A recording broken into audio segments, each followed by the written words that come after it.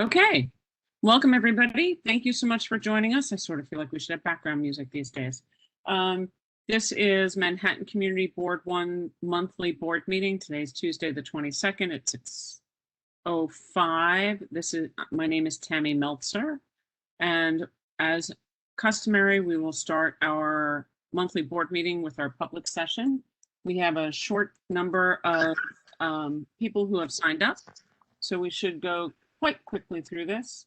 And we do members of the public, then we do elected representatives. So we will start with Roger Byram.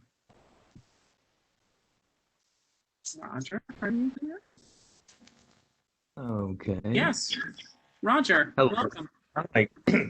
Thank you very much, everyone. I'm here to speak about 250 Water Street.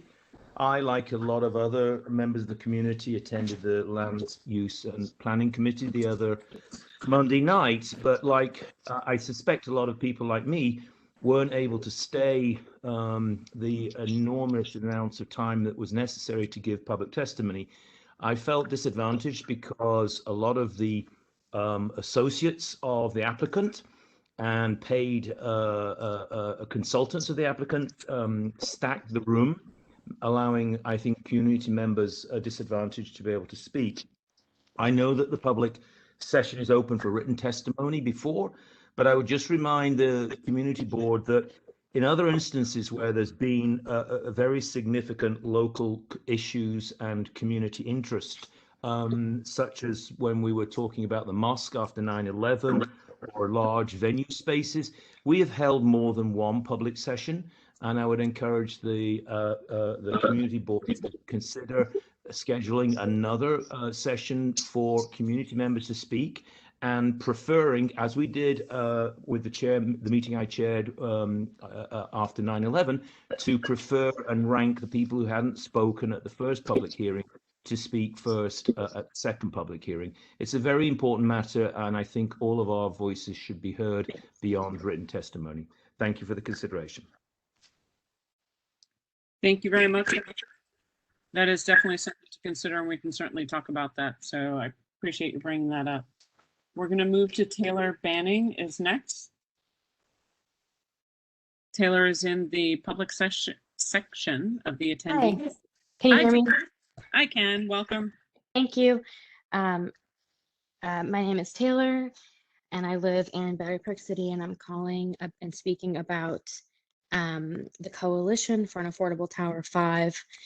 New York State and the Port Authority have proposed building a new luxury residential tower on publicly owned land at World Trade Center Site 5, squandering the last opportunity to provide desperately needed affordable housing for Lower Manhattan and housing opportunities for 9/11 survivors, including myself. Our goal right now includes five trade center being 100% affordable housing, including preference for the responders and survivors and their children of the September 11th terrorist attacks. Our other goal includes additional community representatives included on the Community Advisory Committee, the CAC, for this project, and the community advisory process should include regular meetings, be transparent and open to the public. We are building a movement. We have coalition members. So far, about a dozen local organizations have signed on in support, including 9/11 Environmental Health Group, among other 9/11 and tenant groups. 75 individuals and counting have signed our petition and joined our coalition. And nearly 100 people so far have liked our Facebook group. So please join the coalition if affordability is important to you. If you want to talk about that in our community, we're building this movement with all of us. You can check out our site at www.affordable5wtc.com, sign our petition, and come to our upcoming meetings. We're hoping to have our first coalition meeting in the next few days. If you need to reach me, Taylor Banning, and that site is www.affordable5wtc.com. Thank you. Thank you, Taylor, very much. Appreciate it. Moving down the line. Tammy, could you post her email, please, when you have a chance? We will send that to you, no problem. Taylor, do do me a favor, Taylor, send your information, kind of like as if we were at the table in a real person meeting. You'd be able to leave business cards on the table. Send your information to the host and they can post it in the chat, please. Okay, Nicholas. And I really don't want to butcher your name. I apologize. I'm going to guess in Chara.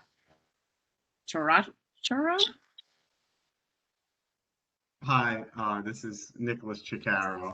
It's close enough, but hello everyone. I'm the Assistant Director of Community Affairs for the Department of Sanitation, and I'm here just briefly to announce, as many of you may know already, but starting in October of 2021, we're going to be restarting our curbside composting program, and starting in August over the summer, our sign-up form is going to be live, so you can register. So it's not the way the old program was, where they delivered the bin directly to residents within the zones where the enrollment zones it was in. Now they're going to be having an opt-in form and then building the routes based on the people who have opted in. If you have a bin already, great. If you don't, when you sign up for service, you can request that a bin be delivered. If you know if there are nonprofit institutions or agencies who receive DSNY service within the district, they can also sign up, and any schools that were enrolled in composting prior to the suspension will be enrolled again once it resumes. We're happy to explore any partnership opportunities over the summer to spread the word to increase enrollment, and we're also happy to look at any food scrap drop-off sites that you might think are locations that would make for good food scrap drop-off sites in the district. I will send my contact information as well to the host, and they could share with the group. If anybody wants to reach out, has any questions, feel free to reach out, and I'd be happy to speak with you. Thank you so much. That's great. Definitely like your contact details. I'm sure that we will be in touch. I don't think that we would be a board you would never hear from. Just saying. All right, great. Thank you. Thank you. So let me just refresh the list. I don't know if we have many more people who have signed up other than our elected representatives. So just give me one moment. Nope. So we are going to go directly to our elected representatives from this point forward. So we will. Sorry, my form is loading, as they say. Okay, great. Let's start with Hannah Wienerman from Congressman Nadler's office. Hannah? And they get 3 minutes. Hi, everyone. Can you hear me? Yes, Great. thank you. Hi, I'm Hannah Wienerman from Congressman Jerry Nadler's office. So I wanted to flag just a few things. So one, the advanced child tax credits that you may have heard about. So these are tax credits for children under the age of 18 before January 1st, 2022. So the way that they're going to be delivered, they're going to be 2 payments. So for eligible households, which are for single filers that make $75,000 or less, or $150,000 or less for married or joint return couples, they will be eligible to receive $3,600 per child under the age of 5 and $3,000 for children between 16 and 17, all under the age of 18 before January 1st, 2022. So that the way that the credits are going to be delivered is, again, in 2 payments. The first payment is going to start a monthly reoccurring payment. So that starts July 15th. So you'd get $300 a month or $250 a month contingent on the age of your children. The second part of it would be received when you file your 2021 taxes. So there are a few things to flag. So the IRS has opened up a portal with all this information, and you can update any relevant information. If you've had a child in the past few months, or since you filed your taxes, you should let the IRS know. If you've adopted a child, etc. If you don't normally file taxes, you can, much like the stimulus payments, you could go onto the website and register to make sure that you start getting those payments. You can also opt out of getting the monthly payments if for your fiscal situation it makes more sense to not get those reoccurring payments monthly and just get it when you file your 2021 taxes. You can do that. You have to do that before June 28th, but that is all on the website. You can just go to irs.gov. There's a box that says child tax credit, and all that information is there. It's a little confusing, so if you have any questions, feel free to contact our office. I'm going to leave that information in the chat. The other thing to flag is Congressman Nadler led a letter urging the Small Business Administration to immediately release critical funds for the Shuttered Venue Operators Grant. There needs to be some more immediate action to stabilize and improve the program. So if you've applied for this grant, if you're running into any questions or concerns with this grant or any other SBA grants, including the Restaurant Revitalization Fund, again, you can contact our office. The information will be in the chat. Tomorrow is a big day in DC. There's going to be a markup of a few big tech bills. Basically, there's a package of bipartisan bills to expand opportunities for consumers, workers, and small business owners by holding unregulated big tech monopolies accountable for anti-competitive conduct. So that will be going on tomorrow. If you have any questions, feel free to reach out. Pleasure to see everyone. Wow, Hannah, thank you very, very much. If you don't mind, I'm going to ask if anybody has, because that was a ton of information. So, and as long as we have a little bit of time, because it's only 6:16, do any board members have any questions for Hannah? Seeing no hands, let's move on, and thank you very much, Hannah. Have a great night. All right, after Hannah, we will go to Claudia Zhu from State Assembly Member's Office. Claudia? Hello, Tammy. Hello, Community Board 1. This is Claudia from Assembly Member News Office. We were hoping to get Yulene on for tonight, but I think given today is a special and busy day for all New Yorkers, she will not be able to join. Recapping on the month of June, the Assembly and Senate closed out on this year's legislative session in early June, and we're happy to share that a few of Yulene's legislation was passed, and the ones that I'm going to mention right now are the ones that we are waiting to be signed by the governor. So we have 2260, what we call the large print bill. This is talking about requiring debt collectors when they are providing written communications. Think about the mail that comes through your house. We are asking for that to be in a larger font. This was previously pushed through in our previous sessions. And once again, we would really hope the governor would sign it because I think this is particularly important for our senior communities who have difficulties reading any of the mail that honestly comes through their house. And then we also have A6896 API data desegregation bill. This I mentioned before, this would break down the collection of information in terms of demographics. So we're talking about, let's say, the Japanese community, the Filipino community. We want to break this down accurately when the state agencies, departments are collecting information so that this would help us have more accurate information and be able to direct more relief to smaller communities that it's so easy to oversee them. This was previously vetoed by the governor. We are really hoping that in light of all the conversations about the API community, we would be able to push this through the final stretch and be signed into law. We also have A6215A, which would require state agency websites to be translated in at least the 12 most spoken non-English languages on all COVID-19 related websites. This was an issue that we saw throughout the pandemic with our communities having trouble accessing information in their native language. And then we have 2435, which would require the Department of Environmental Conservation to consider nearby schools when they're creating remedial brownfield plants. All of this is linked in our board report. And before I close out all of my minutes, I want to take this opportunity to share that I will be transitioning out of my team in late July. It has been an honor and pleasure to work with CB1 throughout my years in this position and also throughout a global pandemic. Tammy and Lucian, thank you so much for your patience with me and offering me your guidance and insight on all sorts of issues over the time. And I'm very hopeful that I would cross paths with all of you later at some point in time. And I thank everyone here for having me and growing me from a liaison to who I am today. Thank you.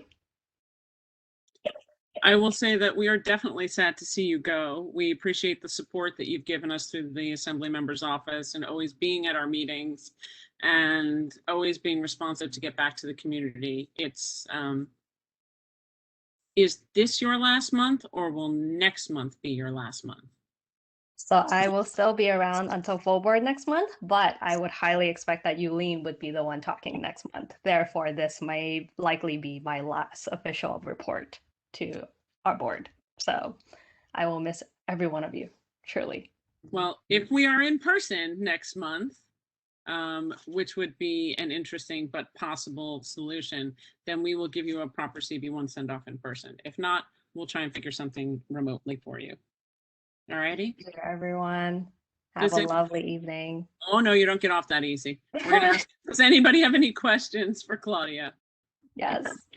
Any questions? I just want to say thank you, Claudia, for everything that you do and have done for us. Good luck, okay? Thank you. Thank you. Thank you. Okay, perfection. So, goodness gracious, let's move along. We go next to our, don't worry, Andrew, I know you're here, but you're going to go last. We're going to go next to Cora Fung, our city council member representative for Councilmember Chin. Cora? Yes. Welcome. Well, best wishes to Claudia. We'll miss your familiar face.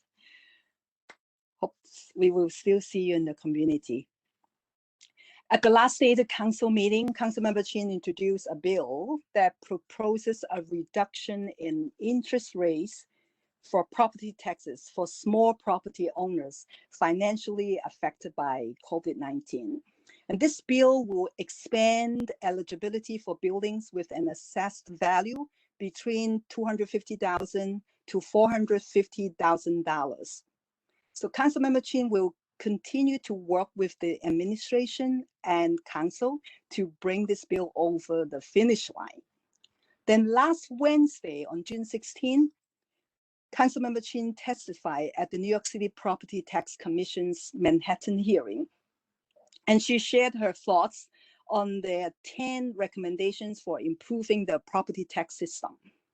As of now, Tax Commission recommends that small rental buildings with 10 or less units should be grouped with home ownership oriented properties, such as 1 to 3 family homes, the cooperatives, and the condominium. So in council members' testimony, Councilmember Chin called on the commission to expand that category to include small and medium-sized rentals, as many of them, they contain rent control units. And by doing so, this proposal will help ensure these buildings, they are taxed fairly and equitably. And today, for the seniors, Councilmember Chin held a hearing with the Department for the Aging to hear out how these senior centers serve the seniors during the pandemic.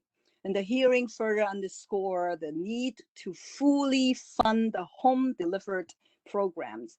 And we need to increase the funding for naturally occurred retirement communities. Also, we need to ensure the senior centers have the resources to transition back to in-person services. Last, Councilmember Chin welcomed the new board members. And as always, I'm here to bring your concerns and suggestions back to the council member. So please drop me an email or phone call. I will put eye contact in the chat. And thank you all for the work that you always do on behalf of the community. We're also working with the Paxlip School together with the Borough President's Office to help them to address their concerns, or as Trisha Joyce used the word, the fear all the parents are having right now because of the 250 water site. We will work together to come up with a plan for the mitigation. And that is for today. Thank you, Tammy. Thank you all. Thank you very much, Cora. Does anybody have any questions for Councilmember Chin's office? Seeing none, we're going to move straight over to Andrew Chang from Manhattan Borough President Gail Brewer's office. Andrew? Good evening, everybody, and happy primary election day. I'll just keep this brief. There's a very, very slight possibility that the borough president might hop on later tonight, but we'll see. I want to start off by congratulating all the new board members to Manhattan Community Board 1. And secondly, at our most recent borough board meeting, the community boards and the council members and folks passed a resolution in favor of the zoning for accessibility text amendment. Thirdly, the Manhattan Borough President's Office, we sent a letter regarding ATVs and dirt bikes last month to NYPD and the mayor. The letter included a list of recommendations and a request for a proactive and robust approach in dealing with these noisy, loud, dangerous vehicles. And I guess lastly, I'll say that for Juneteenth, we had our own celebration on June 18th on Friday at the Manhattan Borough President's Office, 19th floor south on Center Street. We renamed the large conference room in honor of former Manhattan Borough President Constance Baker Motley, who was one of the first, I believe the first female borough president of Manhattan. In attendance were former borough presidents Ruth Messenger and C. Virginia Fields. And then I guess one more thing I want to tack on is that while not in Community District 1, the borough president has been dealing with the issues in Washington Square Park relating to noise, safety, drug use, and so on and so forth. So we're continuing to deal with this by meeting with various community stakeholders and city agencies. Thank you.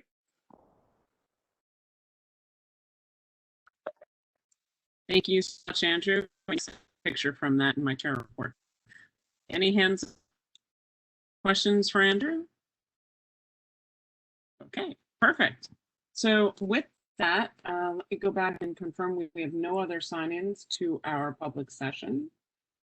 And then we will move on and close the public session. Give me 1 second, technology being what it is. We are great. So there we go. We're going to close our public session. Let's move back to the agenda, please.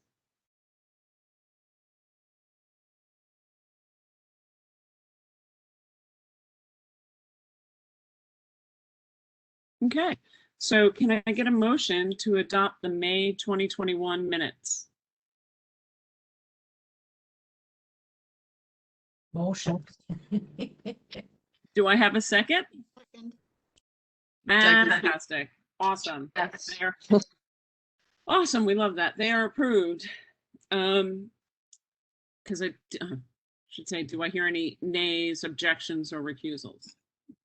No. Perfect. Since we don't have any elected officials with us, is Lucian here, Diana, yet for our district manager's report? He asked me to give it, so I'm going to read his district manager's report. Perfect. Thank you. All right. This is the report Lucian Reynolds, our district manager, has prepared. This month, Governor Cuomo announced that New York State was returning to normal. To date, no one at any level of government is confident to predict what the governor intends to do with regards to open meetings law. In order to be prepared, Lucian will be setting up the CB1 meeting room for hybrid meetings, hybrid in-person/remote meetings. We will adhere to current city COVID capacity requirements, and CB1 members, public members, and press will have priority for the in-person meeting. Remote meeting access will be preserved for members of the public and other guests. We want to urge all attendees to join us remotely until further notice. Please look for more news in the newsletter and website as it becomes available. Community Board 1 wants our fellow residents, workers, and students prepared to react safely when facing unplanned disruptions. The board is a partner in readiness to our first responders and governmental emergency management agencies, such as the Office of Emergency Management and FEMA. That's why it's so important that everyone who spends time in Battery Park City should have a look at the upcoming Ready BPC session on June 29th at 6 p.m. We'll put the links in the chat and feel free to reach out to our office for the information as well. That's it. Thank you. So I'm going to ask the question, does anybody have any questions about the in-person meetings or anything? Because we're working hard on that. Hands up. Oh, I'm going to put my hand up, but I'm doing it badly. I just have a question. Yeah, sorry. My quick question is, will it be both, or can we ever go to both remote and in person at the same time? That would be my question. We're working on the concept, and what that means is, for now, if the executive orders are lifted, then all the board members are required to be in person. Period. Because that's how quorum is maintained. It has to be in person. If the rules change, then we can look at whatever options are available, but we don't have that right now.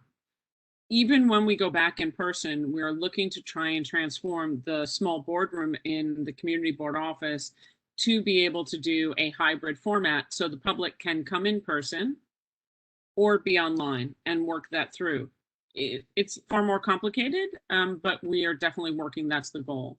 We have also been in touch with the building to see if we can use the Manhattan Borough President's Office, the mezzanine, and others, and are looking towards full board meetings, reaching out to see the larger spaces we can be in. So no matter what happens, if we're in person and if people need to spread out a little bit more, there's an opportunity to do so in a safe way. Doesn't answer everything, but it gives you as much as I know. Okay. Anybody else have any questions? Okay. Let's, Diana, swap slides to my chair report. Oh, there we go. Perfect. Okay. All right, so let's go to the next slide. So we're going to start with some thank yous today. And we're going to start with, we have 3 board members with us who we have citations to give to. They'll get them in the mail. I will read them, but I want each of the chairs of the committees to be able to talk because we've had some fantastic service and some fantastic folks retiring. So Fern Cunningham's going to go first, followed by Tom Burton if Tom is here, and then Callie. So Patrick, I'm going to let you say a minute for Fern, and then I will read her citation. Thanks, Tammy. And on behalf of the entire community board, Fern, we just want to thank you for all of your years of service in general to your community. I know when you came on board, quality of life issues were a big thing that you were interested in. You and I joined the board at the same time in 2015. But for folks who may remember that in the last couple of years, Fern joined us on the land use committee and became our co-chair, and was absolutely fantastic in that position. And if I could just sum up one thing that Fern really brought to the table, particularly in a technical committee like that, was a keen notion of common sense. There were so many times when I would turn to Fern and say, what is this person saying? What's really going on here? And she had a really great common sense grasp on all of these applications and on all of the things that we dealt with. She is a very accomplished business person, but she just brought that common sense mentality to all of our meetings, and it was really appreciated. But she's worked very hard, and we want to thank you for all of that work, Fern. Thank you, Patrick. And if we were in person, Fern would be handed from Patrick and I this really nice citation that says, "May it be known that this certificate has been presented to Fern Cunningham in recognition for outstanding service to the Lower Manhattan community and the people of New York City. It has today's date, it has a signature, and we will be getting it to you, Fern." Thank you. In person, so maybe Patrick and I can buy you a cocktail. There you go. Fern, we're going to miss you. Well, you're not getting rid of me so quickly. I'll still, log into the meetings, and I want to thank you all as well. It was a great experience for me, and I I don't know who you were just talking about, Patrick, but that wasn't me. Thank you. Fantastic. Thank you so much. Tom, you have your hand up and you're going next. So Tom Burton is with us. Tom is also leaving the board officially. Tom has served on the Environmental Committee as well as Quality of Life. So I'm going to ask Pat Moore, if Pat doesn't mind speaking for a moment or two before I read the citation for Tom. Yeah, I didn't know that you were going to call on me, but I was going to chime in anyway, because everybody knows I have a big mouth.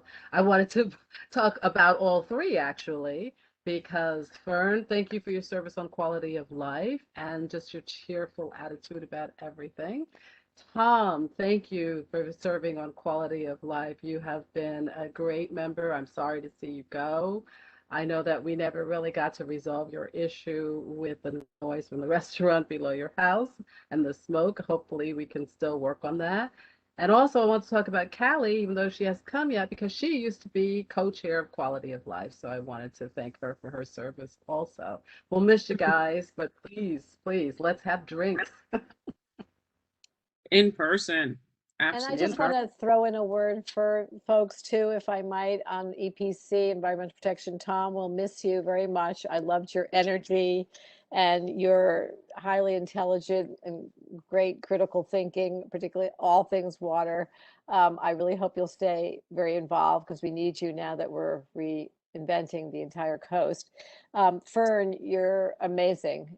You are this kind of voice of reason and equanimity that will be sorely missed. I can't tell you how much I personally will miss it. So wonderful to have gotten to know you. And Callie, I have never worked with very closely, but I also wanted to say goodbye and thank you so much. Thanks. Callie texted me she's on her way in. So we're going to let Tom, can you unmute yourself? I know Tom's on a phone. Hello? Hey, Tom, Okay. how's it going? Well, thank you. Yeah, it's been a wonderful 6 years of of feeling like sometimes I was able to make a little bit of a difference, and other times frustration with the limitations of the community board.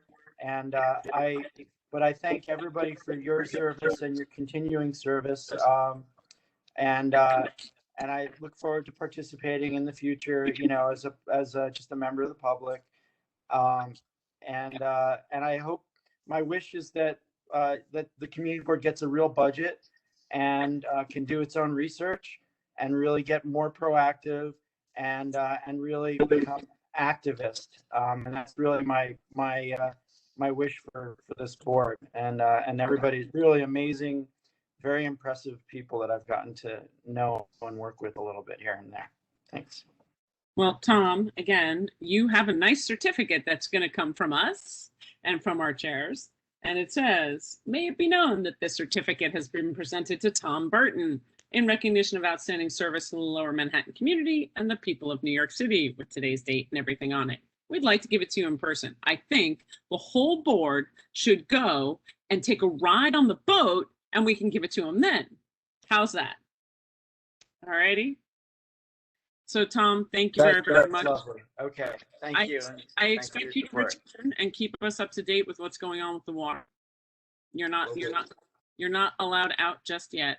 Callie, I see, is somehow sitting in the public area. So Diana and Jen, if you can move Callie over. I see Andrew Zelter over there as well, please.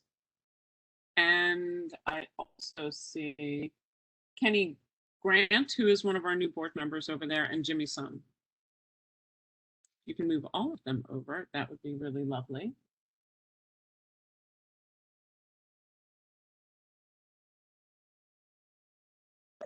Okay, Callie, you with us? So here we go. Callie.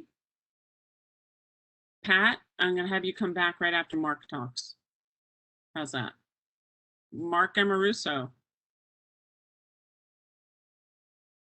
I'm talking? You're talking because this is for Callie. Hey, Callie.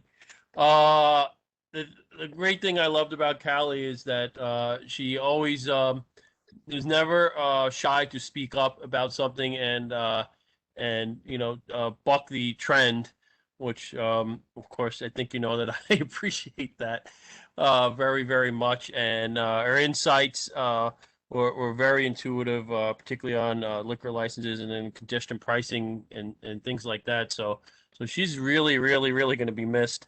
I know she can reconsider, but yeah, Callie, we're definitely gonna miss you. So I wish you luck. If you want to Thank say you. anything. I didn't prepare to say anything, but thank you, Mark, and I appreciate it. If things change, I will come back. Absolutely. Oh, great. Thank you. And we have a citation as well, right, for her? I have a citation for Okay. her, but because Callie didn't sign on, I'm going to have Pat go again because she was her Hi. Hi. I wanted to thank you for working with me as co-chair of Quality of Life, and also to thank you for all of your knowledge about everything restaurants. So that's been greatly appreciated, whether it's from rats or noise or licensing or permits or kitchen venting or any of the issues that we have dealt with. And you will be missed, but hopefully you will, first of all, we'll go and visit you. And secondly, you will continue to attend meetings as a public member. Take care. Thank you. So for you, Miss Callie, you will have a certificate, which we all hope to meet you and hand you in person now that we're officially all done with pandemic. And it says, Callie Tedesco, may it be known that this certificate has been presented to Callie Tedesco in recognition of outstanding service to Lower Manhattan community and the people of New York City. We hope to see you in person. We hope to give it to you in person. And we hope that you will not be a stranger because your voice is very appreciated in the small business arena. All righty. So a thank you to Callie, a thank you to Fern, and a thank you to Tom for all of your years of service. It is really, really appreciated. Thank you, Tammy. Thank you all. And I neglected to say thank you to Diana and Lucian and Lucy. The staff is amazing. Thank you for everything you helped me with throughout the years. I couldn't agree more with you, Fern. You guys are really rock stars in terms of support and making sure everything's easy. Thank you. Definitely. All righty. So now we're going to turn to welcome our new members. We have quite a few members this month who have joined us. Each one of them does not have to say a lot because I know that it's intimidating to be on, but at least since we're virtual, it's better than standing in front of the room, trust me. And while we're doing that, there we go, I see people. Okay, so I'm just going to go in alpha by last name to the best of my ability. So I think that makes Helena first. Helena Colley, welcome to Community Board 1. Hi, everyone. Thank you so much. I'm really excited to be here. I live in Tribeca. I have 2 kids.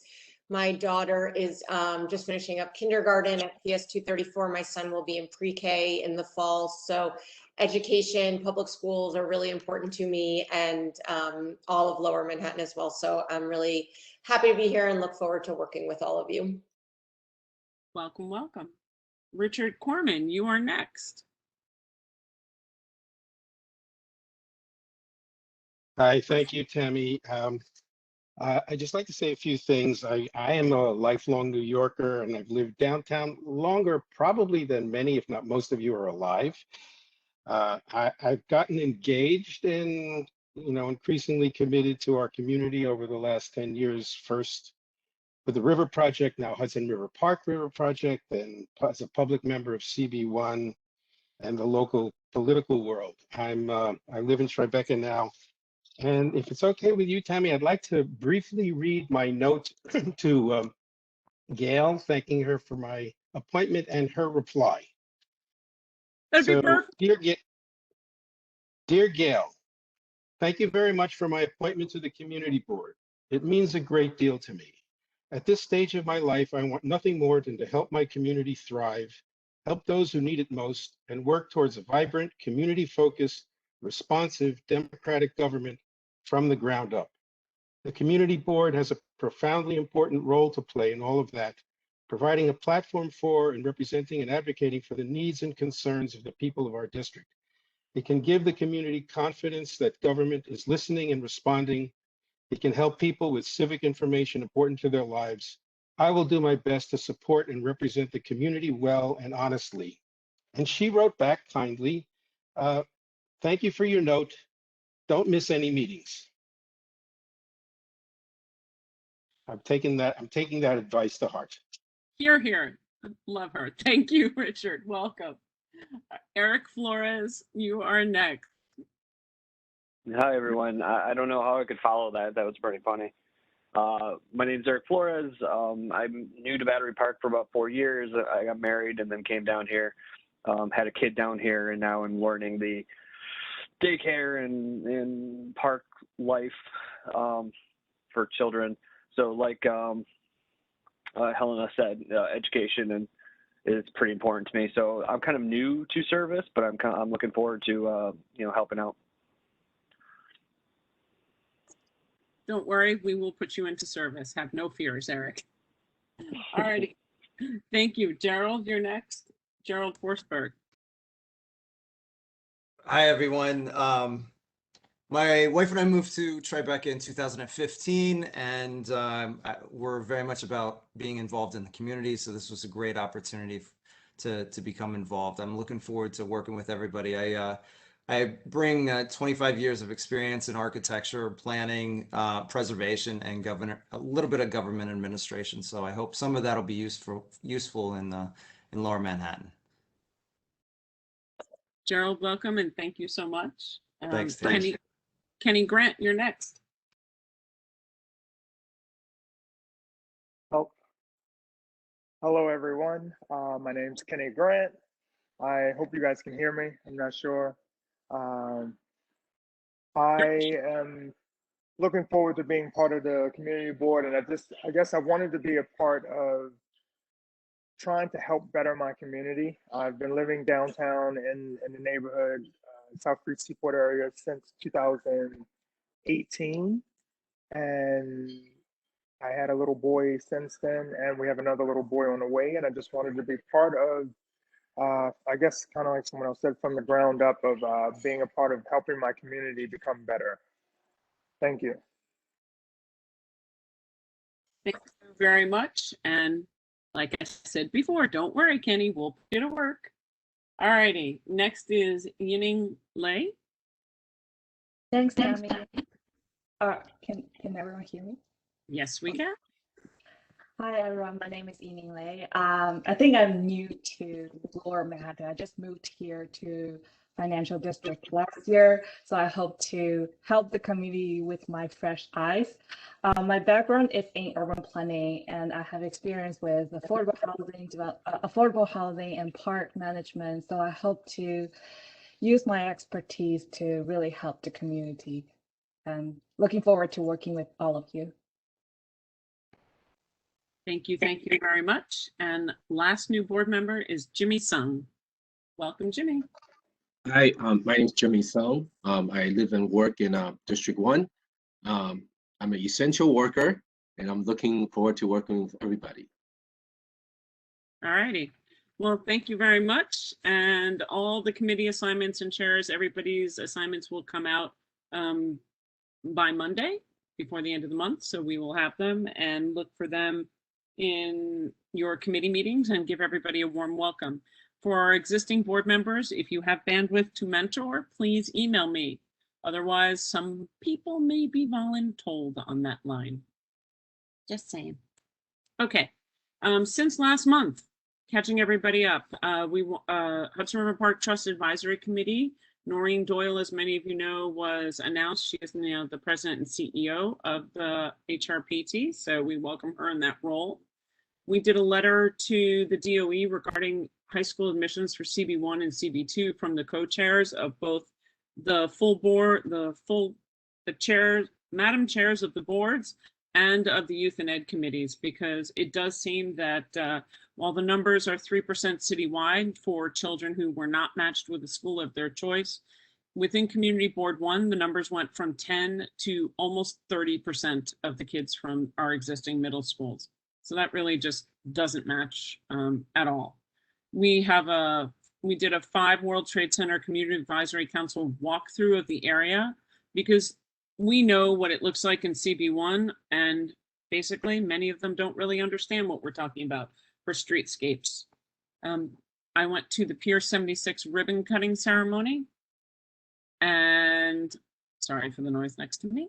And then the West Thames Bridge dedication, which is now known as the Robert R. Douglas Bridge. And his family was in session, was present, so it was quite nice ceremony. We had the Climate Coalition for Lower Manhattan. You can take a look at the photo that I have on the bottom of the slide, on the bottom right, and you'll see there's lots of conversations. What do you want the water's edge to look like? Development, does the FDR come down or not? It is super important to not be surprised for what's going on. Show up at the environmental committee, hear what's going on, show up at the workshops that they have. It's super important because it will change the east side of our neighborhood. Full stop on that. PECSLIT invited the Community Board 1 and various electeds, for which I joined Manhattan Borough President Gail Brewer, and Cora was there from council member's office.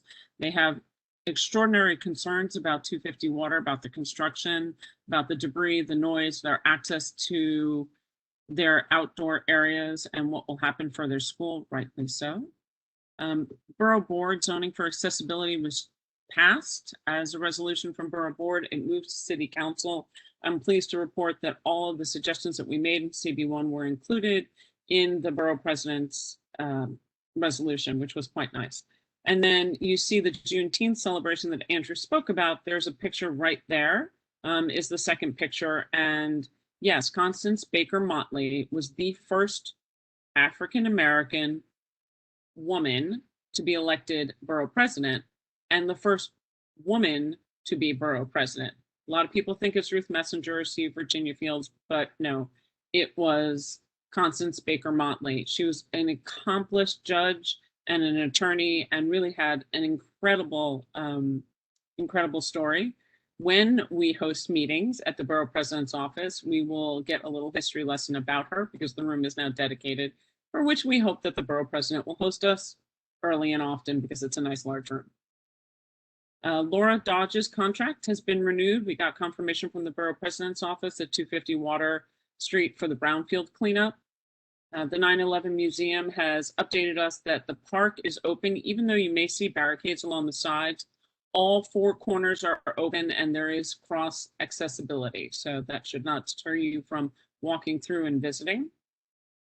And then the First Precinct Community Council meeting, the last one for the month, will be tomorrow, Thursday this month. I was at the one in May, and we had Tommy Moran's retirement, which you see Lucy and Cora and I with Tommy at the top right. BMCC, which was supposed to be this month, has been postponed to October. And next slide. Okay. So looking ahead, what do we have? We are working on virtual meetings only through this month.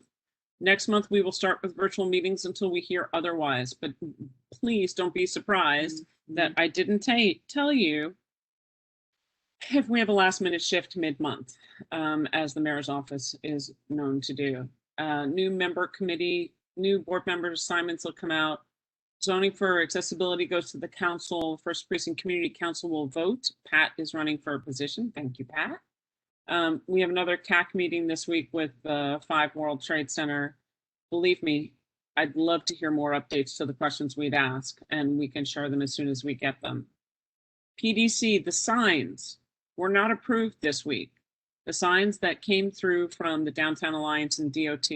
Our next step is CB1 will be sending an official letter requesting for a task force or working group, since they were not approved, to be inclusive of the process.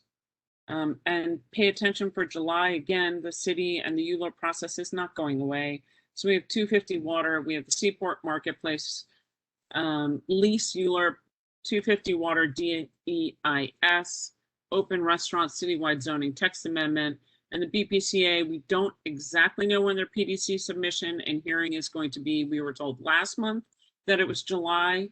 It's been delayed, but we don't know to when. I will leave that for Alice to follow up and let us know so we can all tune in. After our resolution tonight, if it is passed and approved regarding DCP and the POPs, our plan is to try and set up a meeting with them And for people who are wondering how long does it take to get information from the city, we filed a FOIL request in February, about 2:40 Greenwich. We were originally told May and then July. We've now been pushed back to August. So just keep in mind, we asked in February. We are waiting for the notes back from the DOT for our walkthrough of the Brooklyn Bridge banks and the Borough-based jail. So the city, we are waiting for lots of information. We ask and ask. Next slide. Happy July 4th. So if I don't talk to you and I don't see you, I hope you have a fantastic July 4th. Thank you for all those that serve. We are open. If anybody has seen lately, there are lots of companies coming back. Lots of tourists are back. Lots of things are reopening. So let's get ready to support our local businesses and museums and get out there. As soon as we hear more information on how July 4th will affect Lower Manhattan, we will send it out, and we have requested the info. Thank you. And with that, I end my chair report. So let's go. All right. First one is the resolution. Let's put it on up. We have 3 resolutions. The first one is going to, I'm not going to bother with the term limits for elected officers report because it didn't go anywhere. All right, so let's talk about the first resolution we're going to do is racial impact portal for the land use actions. Can you make that a little larger? It could just be me. Okay. This one's going to be a roll call vote. And then, so I just need to know who's doing the roll call. Brittany, are you roll calling and taking the vote, or are we asking Alice? Yeah, I can do both. Tammy, I can take the vote if Brittany wants to do the roll call. Yeah, that works too. Okay, let's roll it that way. Okay, great. So please say your last name and then your vote, please. So Amoruso, Abstain. blank. I'm sorry, we're not summarizing this or discussing it. It's just what We was can done. summarize it. This was the bill that was already been passed by City Council that we're urging the mayor to sign. And this was on, go back to the top for the viewing public, if you don't mind, Diane. The racial impact information portal and analysis requirement for land use actions. So we went through this in committee. For executive, it's intro 1572B. It was sponsored by our city council person, Margaret Chin, as one of them. Let's see, I see hands up. Bruce, go for it. We're only getting, I know it was sent in advance, but we're only getting pieces of the resolution on the screen for those who aren't familiar with it. I wonder if we can, in small font, put the entire resolution on the screen, number one. And number two, since it has passed, can we slightly alter the whereases, for instance, thank you. The whereases, the last whereas and the be it resolved that, just to put it in the tense that it's been passed and we support it. It's not set to vote, and once it is passed, well, it's passed. So I'm happy to change the whereas. I'll take that friendly amendment, no problem. The last one should, you know, it's passed, and we can change that to say now that it's passed. No problem. Okay, so with that friendly amendment, do I have any other, Justine and Pat? So we're going to go in that Tammy, order. I just want to jump in and say that for anyone who wants to see the resolution in a larger version, if you go to the live.mcb1.nyc portal, there's a link to all the resolutions. So you can, anyone who's here, if you didn't get an email with it, it's all there. But so it's, you know, please check that out. I'll put a link Yeah, in the chat for everyone. I was just going to ask that, to have the put the link in for people like me who are challenged. But no, I just want to say I support this. I think it's great, and I support Bruce's friendly amendments just to change the tense. But I think this is a great thing, and it's a very important thing. So thank you for doing this. Okay, Pat, you're next. And even though it's passed, I just was rereading it and I was looking at the first whereas, and it says segregation policies for industry and government, and I wanted to add and banks or banking institutions. Redlining. Could accept that friendly amendment, no problem. Yeah, I would second that. Okay, so that's good. Thank you, Pat. Seeing, Pat, if you take your hand down, then if you're done, then we are ready to call the question. Do I hear a second? Second. Second. Okay, Lucian, roll call. You're on. Okay, so I'll start again, just so we're clear.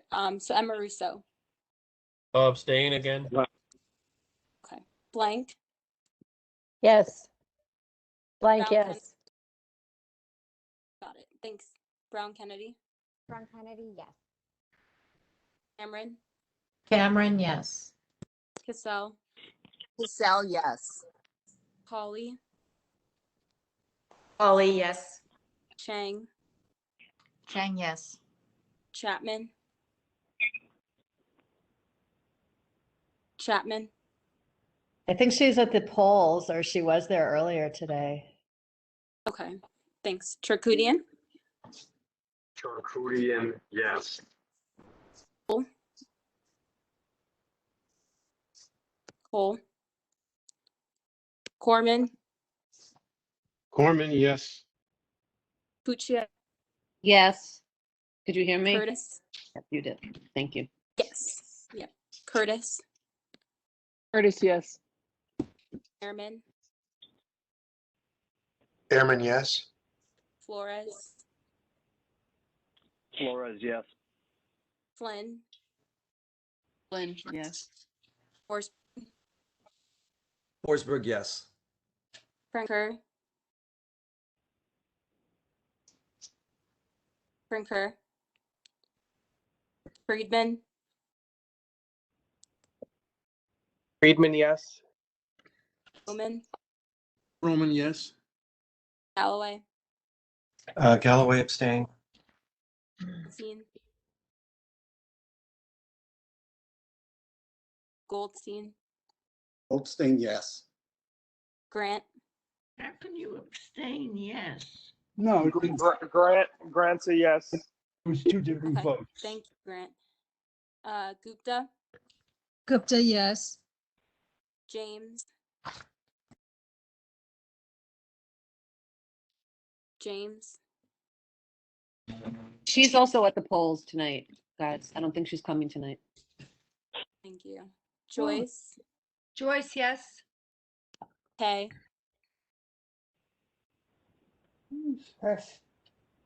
Kay. Okay, yes. Great. Now. Cannell, yes. Kettering.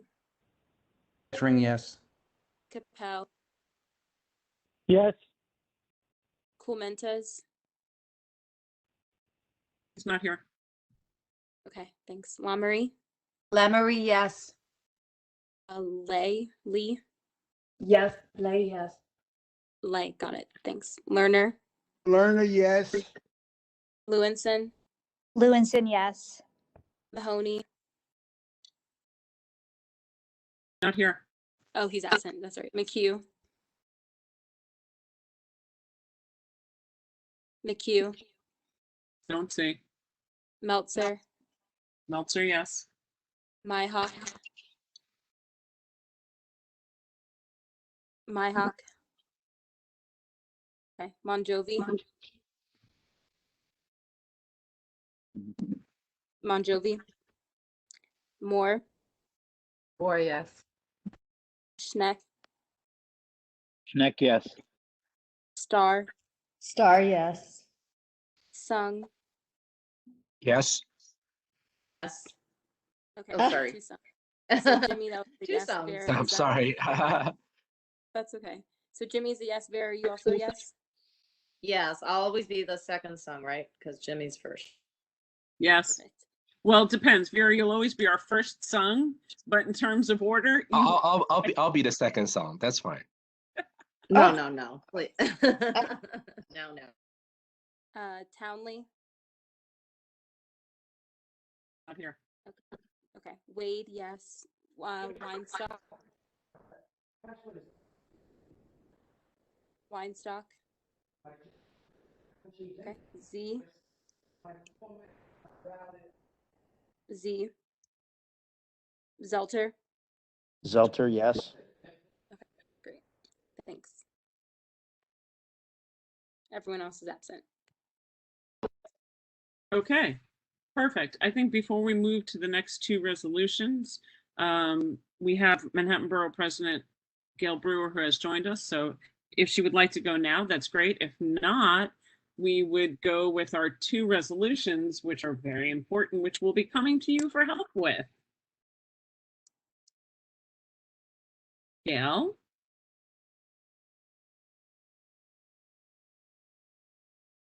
Jen, can you unmute Gail?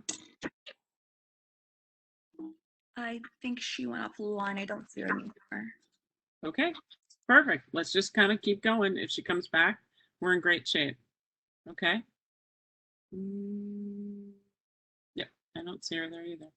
All right, the next one is rescinding the mayoral executive order permitting city bikes in POPs. Basically, what happened in the past 2 weeks was that the mayor rescinded only the indoor portion of the POPs under the emergency order. So now people have to allow the public back into the indoor POPs. But the parts of the POP regulations that were changed under the emergency order for the outdoor section, as you see listed on here, still remains in place. And we would like to have that lifted. So we can have our outdoor areas reinstated to the proper orders that they were and can come back to being a better public amenity. Do I have any questions on this? Yes. In other words, this is a resolution is we want them where they are or we don't want them where they are. Is that correct?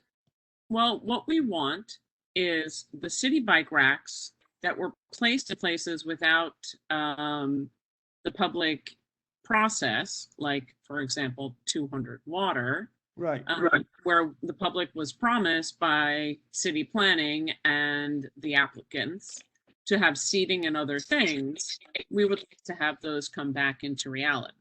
It's not that we don't like city bikes. City bikes go in the public right of way all over the city. We would just like to have the POPs, exterior POPs back.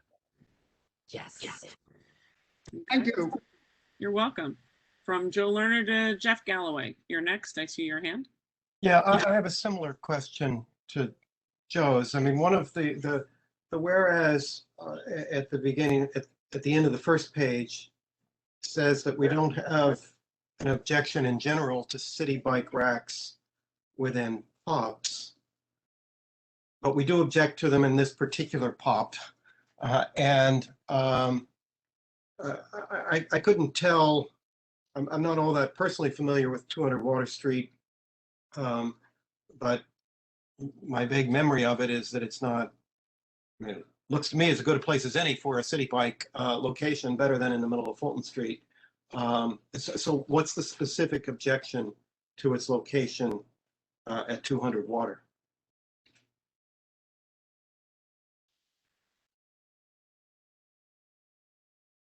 Apologies. Good. Yeah, I was muted from my side. For 200 Water, we have specifically applications that were on file and approved with city planning that are supposed to be plazas that are upgraded, that were promised, that included seating and plantings and other things that went with many different portions. When city bike racks are incorporated within the POPs in the planning, as was at 240 Greenwich and 140 that were approved through the process, they were included in design comments. And it was worked out for public benefit. The fact that 200 Water, if you go by, there's not one chair, there's not one plant, there's nothing. All the art has been removed, and the only thing that's sitting there in that large space is a double city bike rack, is part of the issue because it was allowed to have been done during the pandemic. Meanwhile, there's a lovely location with placard cars right over by the curb that could benefit from having the bikes there and the public benefit of the open public park returned. So we want it in the street, but not What we want, there. what we want is the POPs, the process for the POPs to return to where they were. And that's what this is. It's pre-pandemic. I'm just trying to understand. So we don't necessarily have an objection to them being there. It's just that we want to be part of the process that puts them there. Is that what the objection is? We do object to the ones at 200 Water because it's absolutely against what the community was promised. That's an example of what we're using. Of a usurping of a POP during emergency procedures that we would like to go back to the permit process, to the certification process, so all the public processes that exist. You know, it's a little bit confused if I can just chime in here. I have to say, thanks, Jeff, for pointing this, whereas I didn't read this actually. But I actually think that we've had many objections to city bike racks in different places. And just to be clear, the 240 Greenwich is in fact a public access area, which is, I think, technically different than the privately owned public space that they're now attempting to present to the community. You might remember a few months ago. And 140 Broadway was also not, in fact, technically in the POPs. So I actually might suggest getting rid of that whereas, because it does seem to be a little bit confusing, and I'm not sure if it's helping us, and I'm not sure what, I think the main point of this is to say that the order should be rescinded and not, I don't know what it adds to talk about things that aren't exactly POPs that city bike racks have been placed in. So I might ask as a friendly amendment to remove that whereas clause, unless folks feel very strongly and have to keep it.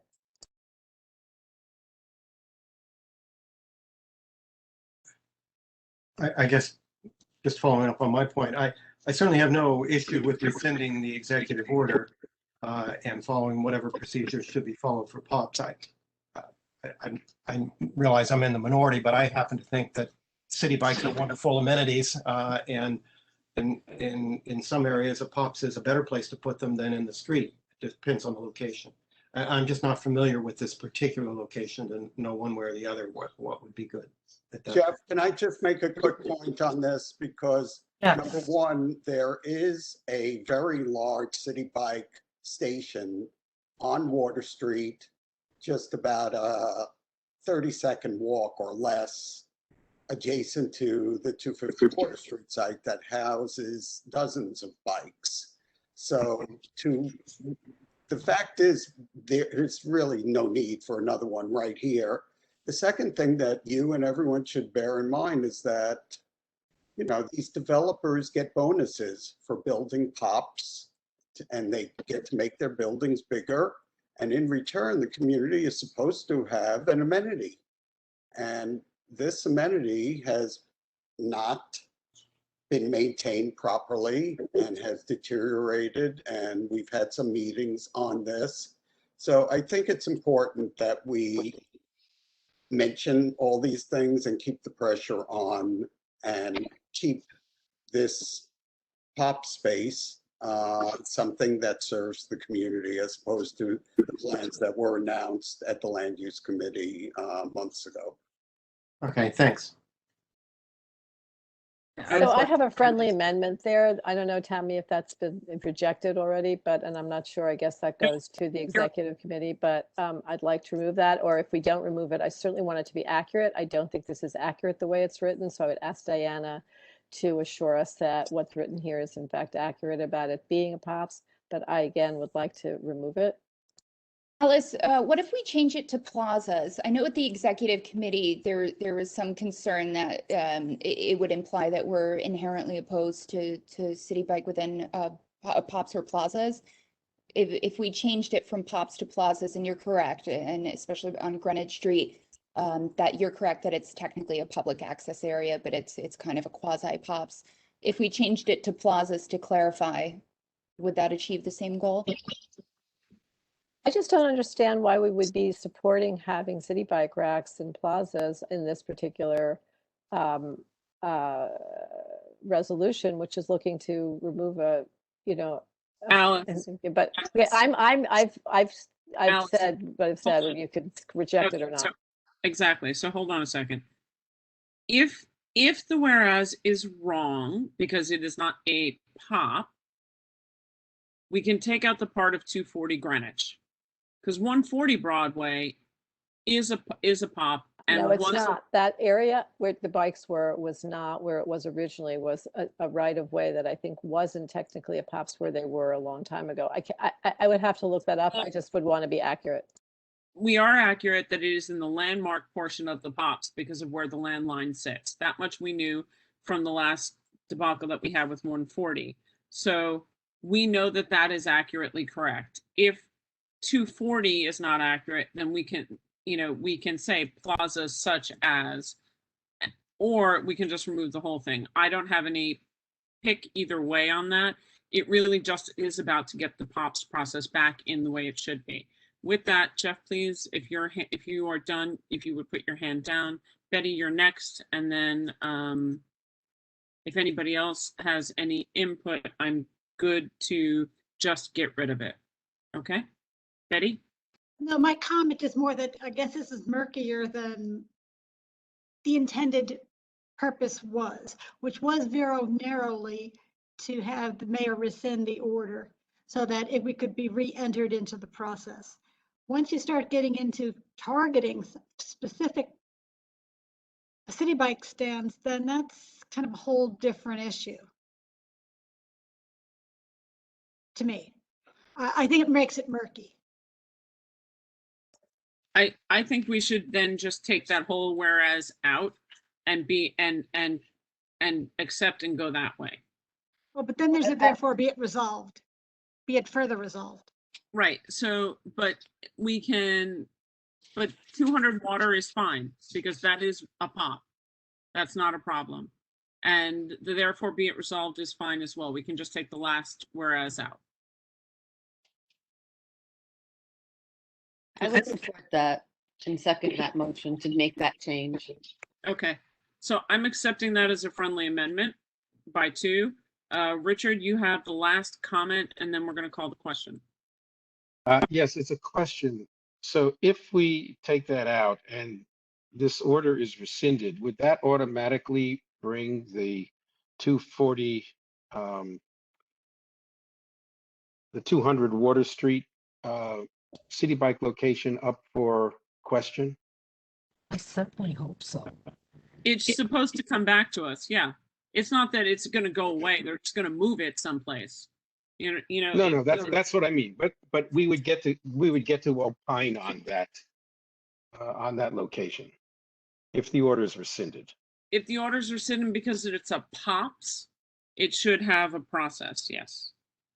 Okay. That makes sense? Yeah. Okay.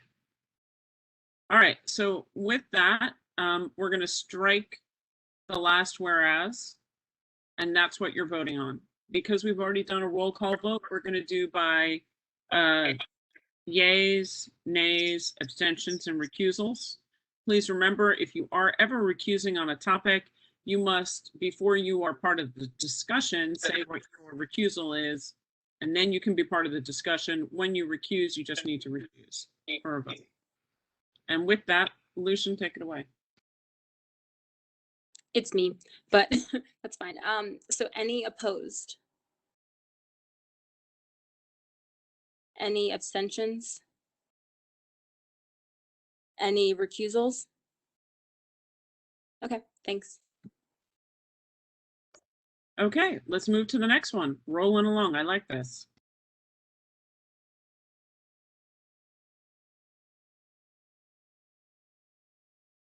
Okay, this is open dining in post-pandemic. It was a really very vibrant discussion.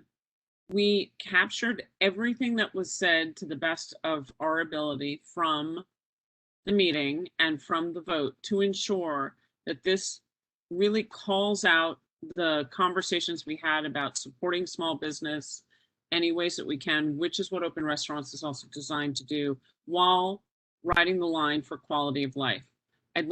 Hopefully everybody read it when it was sent to them yesterday. And if you have hands up and questions, please let me know. Richard, is your hand still up from before or up for this?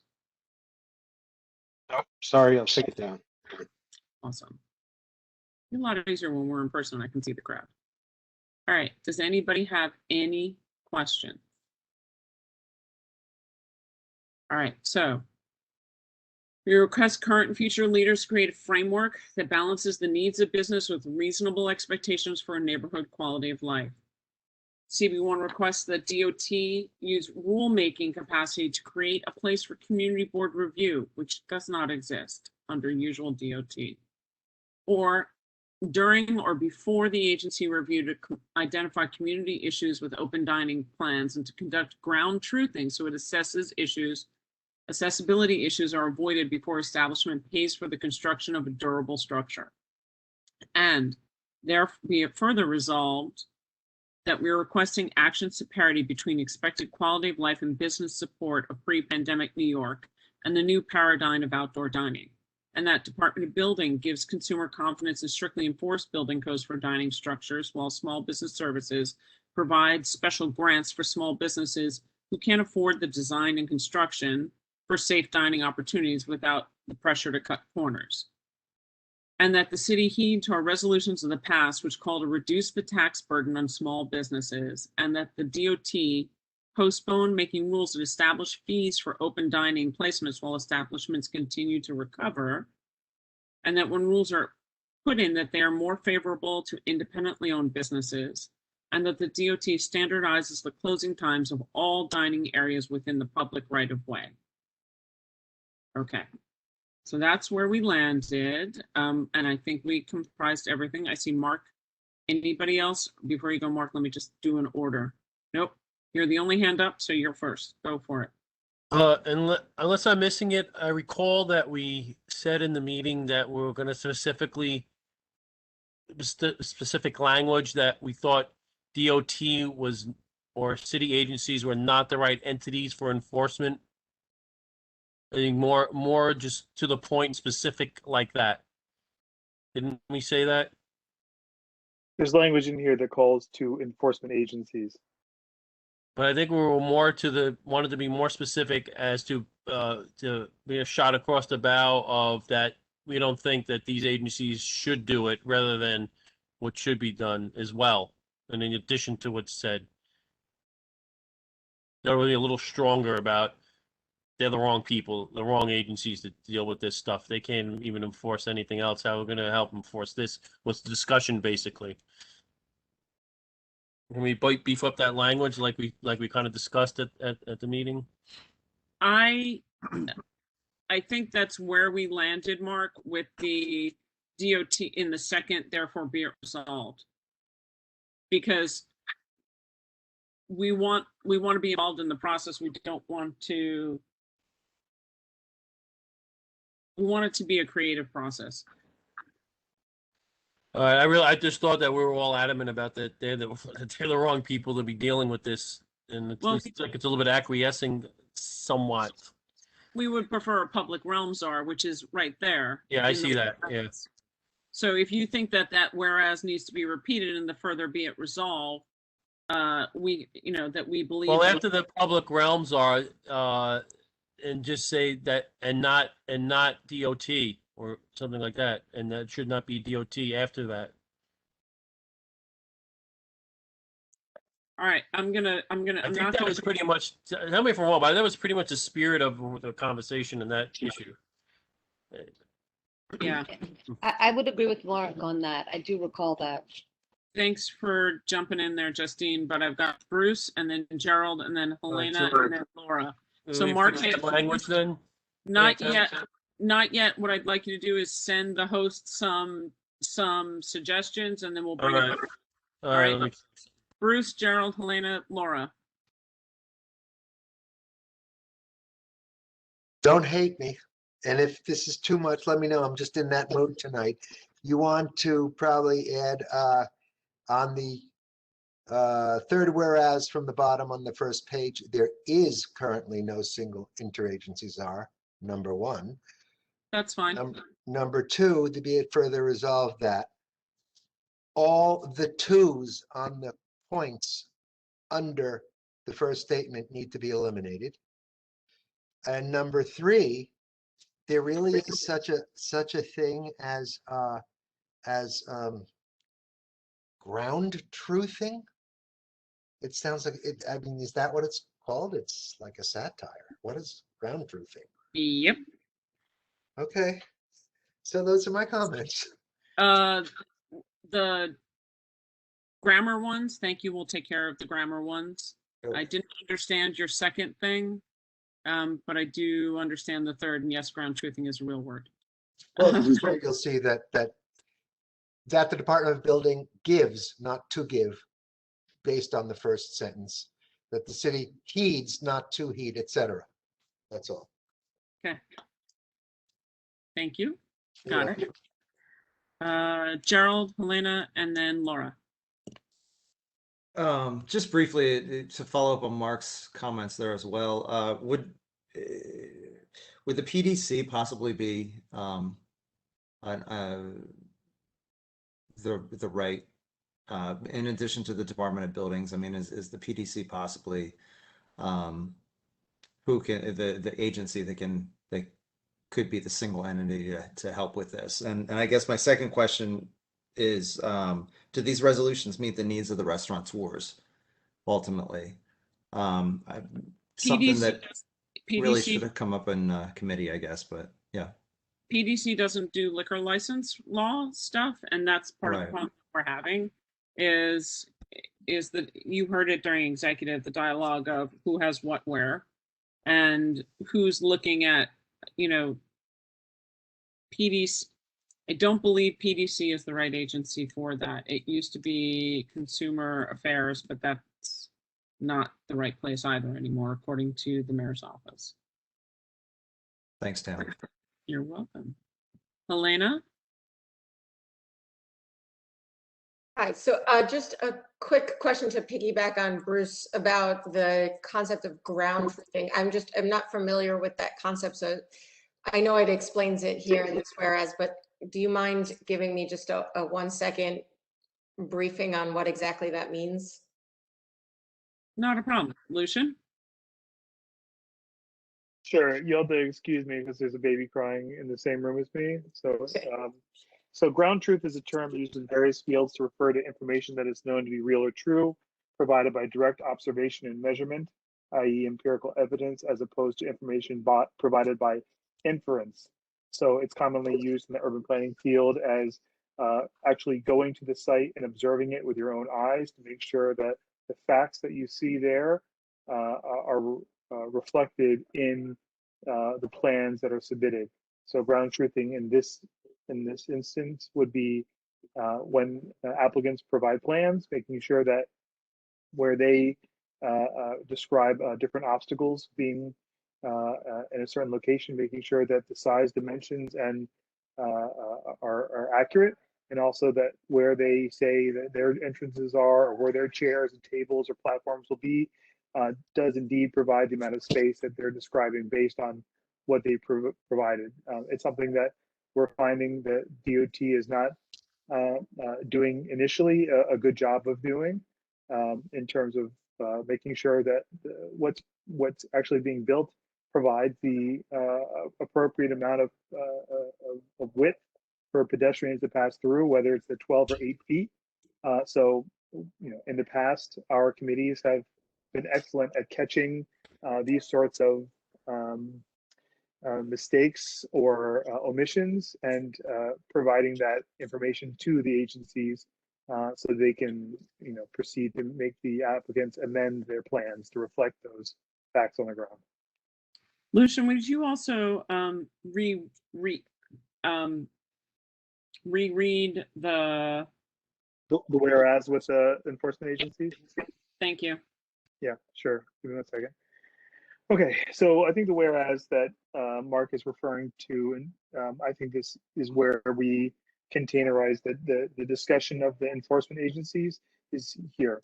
Whereas the loss of such review by the community boards and an enforcement agency like the Department of Consumer and Worker Protection, DCWP, eliminates an important element of ground truthing where local experts identify issues that do not appear in the often incomplete design plans that are submitted by the establishments and their architects, and thus avoid accessibility issues. Thank you. That's very helpful. Appreciate it. No problem. Tammy, I sent a little language to the host. Oh. Okay, we'll get there in a second, Mark. Let's keep going.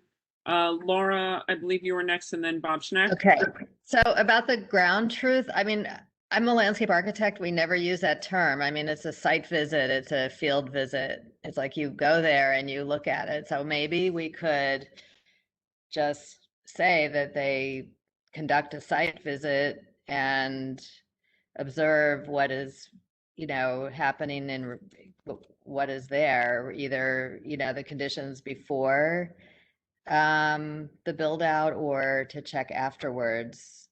But I think that might simplify it. I'm just concerned if people on this call don't know that term, that the intended audience for this may not know that term.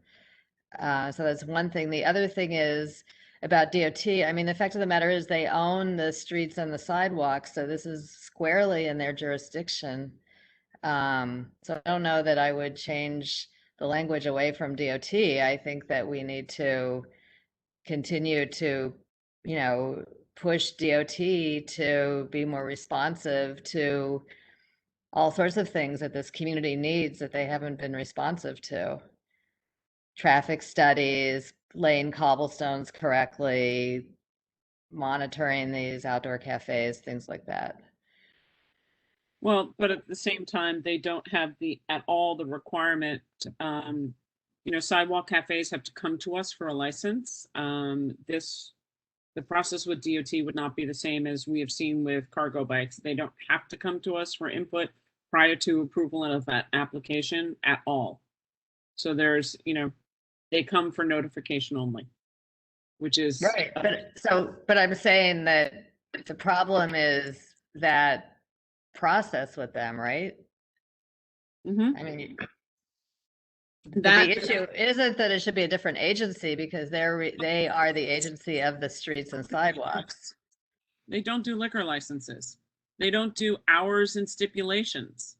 So how are you, and they don't do enforcement. Employees, right? They don't enforce. They don't do anything. Quality of life issues. Right. They don't have anything to do with that. They are an issue. They are an agency that determines safety and design for safety. Right. That's true. So, I mean, if you don't like the word ground truthing, that doesn't, I'm fine to change that. That's no big deal. So we could do site visits, whatever we want to call it. That's not a problem. I don't mind that. But I do think, let's keep going. I've got Mimi, Mark, Jeff, Justine, and then I would like everybody to limit their comments to 2 minutes so we can get through this in under 10 and vote. Bob, you're next. And then Mimi, Mark, and Justine. I just wanted to make sure that the affected restaurateur has a voice in the process here. I don't know if that's in the language or not, but I just want to make sure it's so. It would be so when they do ground visits, yeah. That would be part and parcel of the process. Exactly why we're going down. Is there anywhere to mention, to specifically mention the affected restaurateur will appear in this process? They're the applicant, Bob. They always appear. It starts with them. So that's kind of, we don't need to say that because it's not like DOT is going to apply for something without them.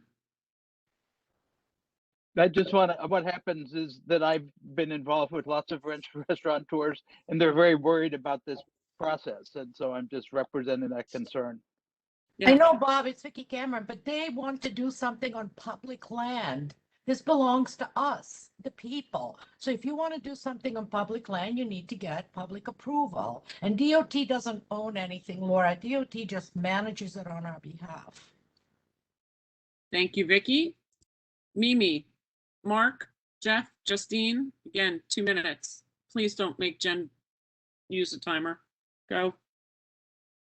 I just want to comment on ground truth that's used in the storm spotting community. And I felt like it was a fairly common term, but if it doesn't make sense here, that's fine. But yeah, I just wanted to mention that it's tended to use in like a safety space. I was good with it, but thank you, Mimi. Mark, 2 minutes. Yeah, so I sent the language to the host, and that whereas where it says currently there's no interagency czar that oversees competent administration, and I would just end it where it says within the public realm, and DOT is not the correct entity to deal with enforcement. Just that those few lines. I think that would be it. That is fine. Okay, I sent it already, the language. I see it. That is a friendly amendment that is accepted. And then I did get a question that somebody has asked me saying, isn't the purview of the nightlife czar?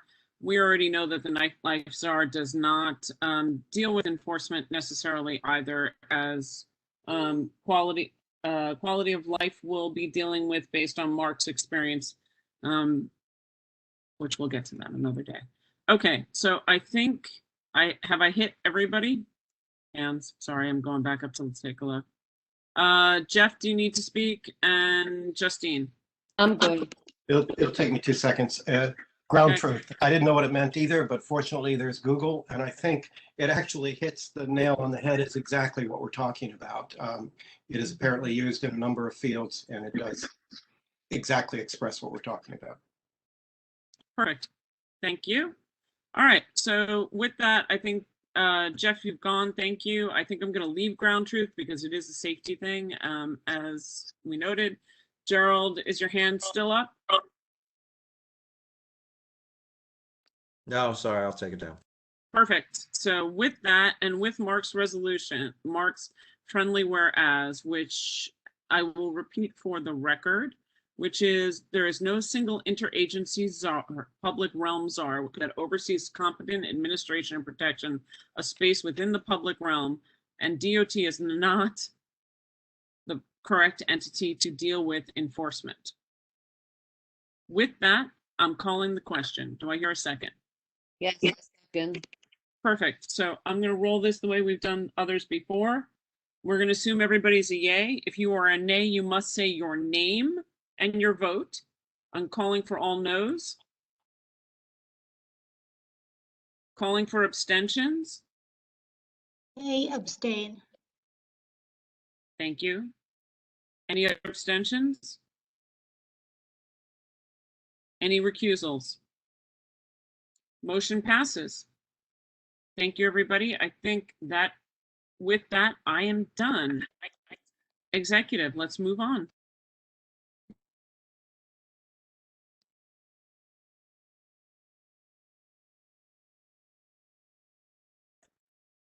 Betty, that's you. You're up. Yes, transportation. If you go to the next one. We had a pretty short agenda, but I just want to say I have no reports. There are no actions from this month. They are both ongoing topics, so hopefully you'll hear about them next month. End of report. Perfect. All right. Bruce, take it away. Landmarks. Hi. So here, the landmark.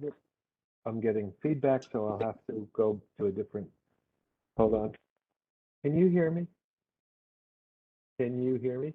No. Perfectly well, Bruce, and no. Okay, thank you. Sorry.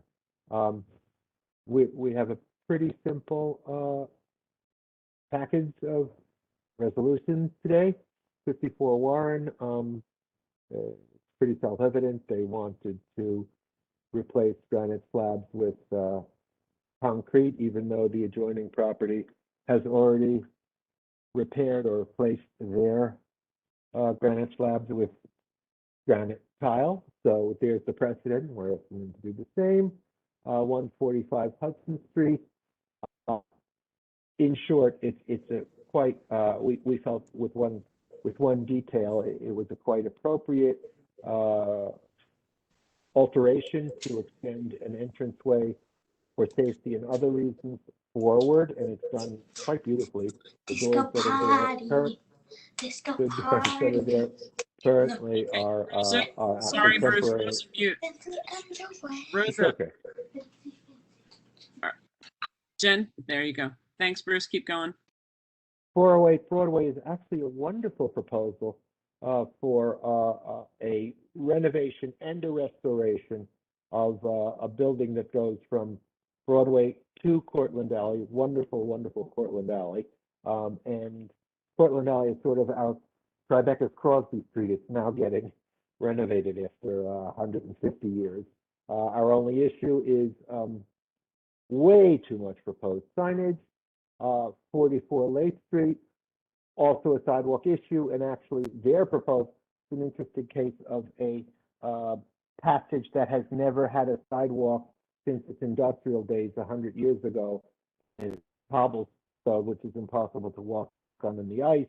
There's no curb, so that was a very lovely proposal to pave it in a very elegant way. And finally, the last one I would like to do separately and go over separately. So can we call the question on those application renewals? Sure. Do you want to take? Okay. Yeah, let's rock it. Unless someone has questions or objections, we can take those 4 together. I am good with that. And for the record, I'm going to note that Talon Monjovi is here. So Talon, you need to do a voice vote to be counted for this one. Okay.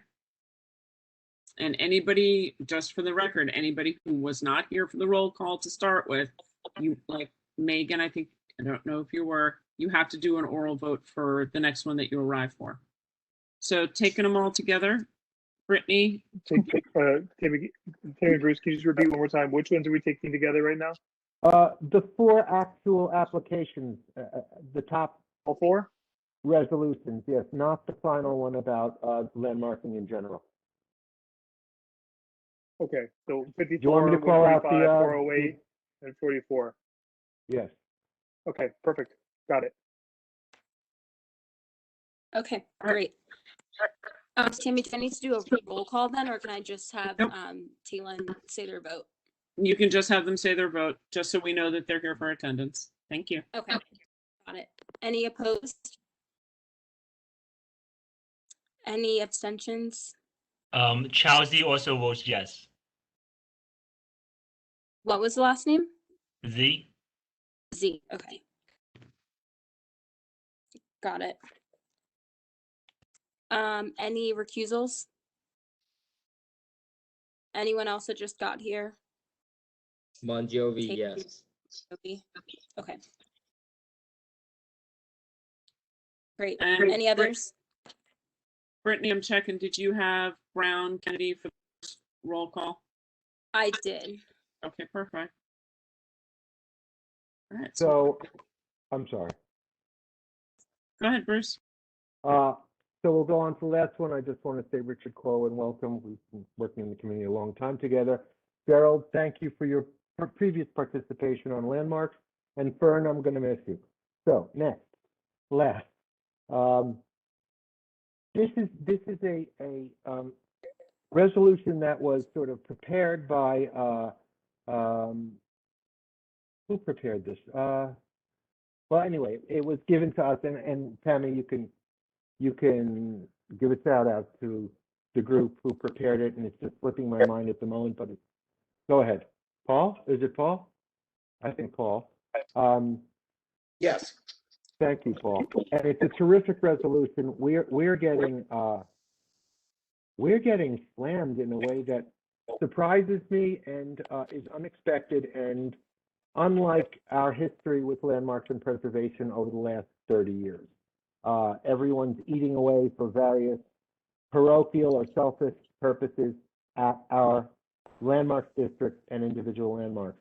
And it's causing an effect whereby what was always considered a progressive and city as a village endeavor that was in the making for almost 100 years before the law was passed into something that's seen as unwelcome for lots of neighborhoods. And it isn't unwelcome. It's a narrative it's a false narrative.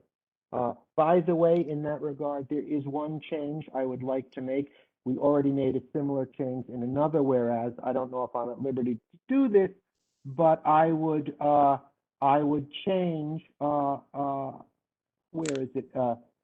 I would change, there's a reference in it's hard to count, 1, 2, 3, 4, 5, 6, 7, 8, 9, the 8th whereas, but the city is strongly pushing to create additional affordable housing.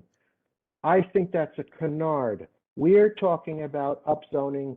I don't want to get into the issue of where landmarks interferes with affordable housing, because it doesn't.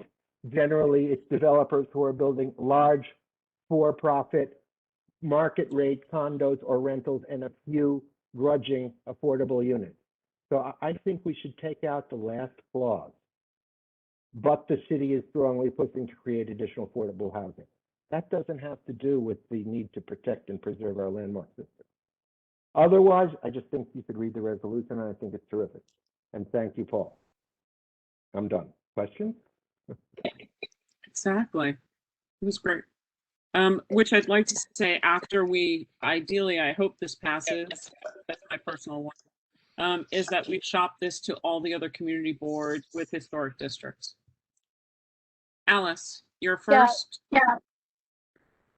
Thanks very much, Paul and Bruce, for this. I did look at it before, and I just wanted to add two things. I also agree with Bruce's point, and getting rid of it altogether is fine. I had just added is strongly pushing allegedly to create additional affordable housing, but getting rid of it is fine to me. And then on whereas 10, we are seeking more and more unreasonable and unpopular development proposals throughout the city.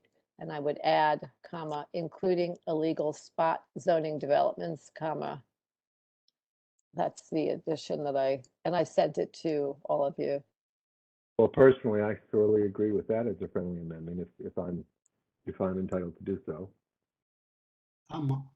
It's yours. Yep, thanks.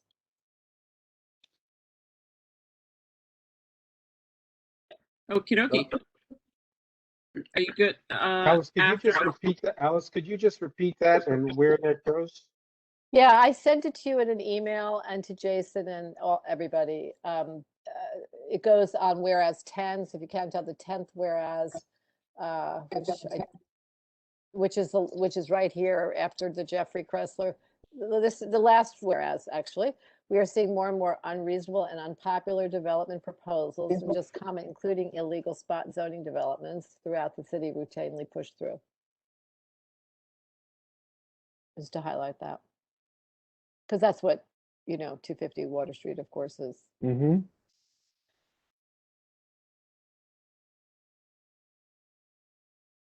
Okay. Okay, thanks. All right, awesome. Joe Lerner? Yeah. I would not limit it to just boards that have historic districts. I think it should go to all boards, warn them what can happen no matter whether they have a historic district within their boards or not. It's just a clarion call to beware. Again, I would happily accept that as a friendly change or amendment. And the truth of the matter is almost all boards, except perhaps a few in Staten Island, almost all do have historic individual landmarks or historic districts.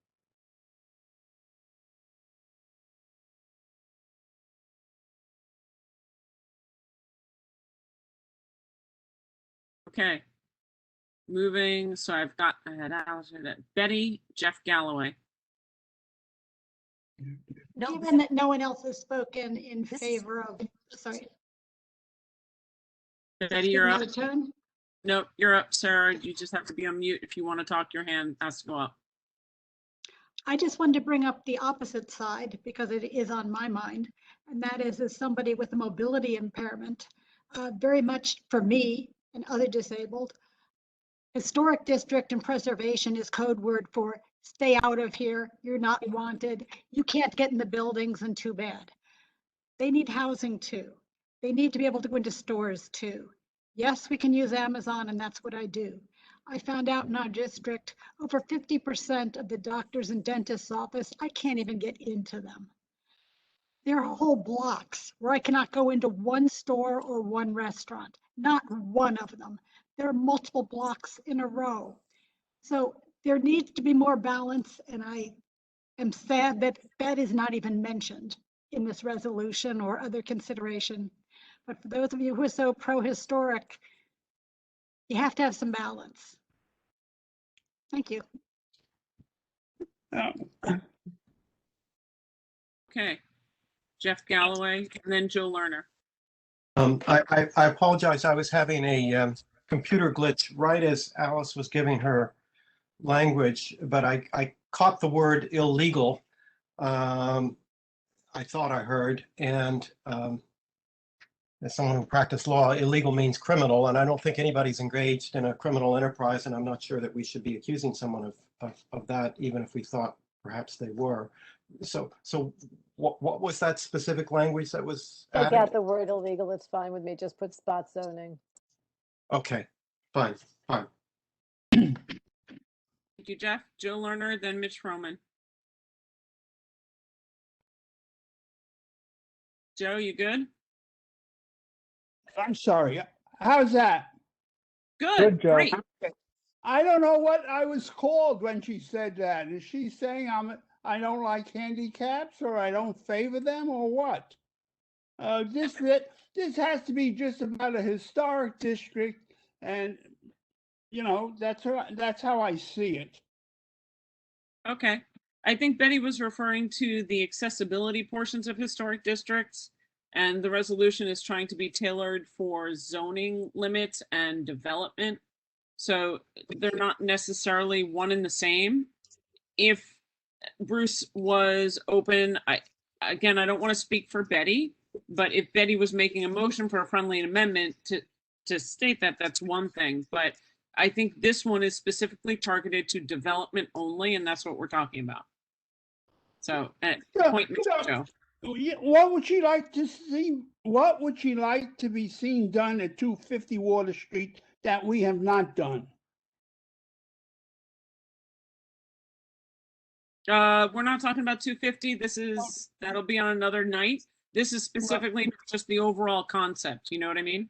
Yeah, I understand that, but I'll drop it. I hear where you're going, Joe. Yeah. All right. I would like to say that I appreciate Betty's position. We have at least one or two every other meeting, a consideration of accessible, ADL accessible, either ramps or elevators. They can't, in a landmark district, out of a landmark district, you can't renovate a storefront without accessibility. So it's applied all the time. In fact, it's so common now that it no longer, basically those ADL accessible additions go through staff level because it's like an automatic approval. So I'm not quite clear why landmarks districts are held up as some kind of a negative thing as regards accessibility, which is an issue of accessibility.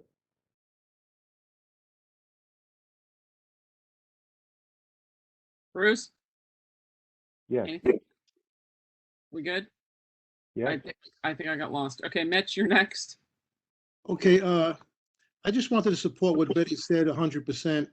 And like I said, maybe between Bruce and Betty, and I hear what Bruce just said, and it seems like on paper, everything Bruce is saying is correct.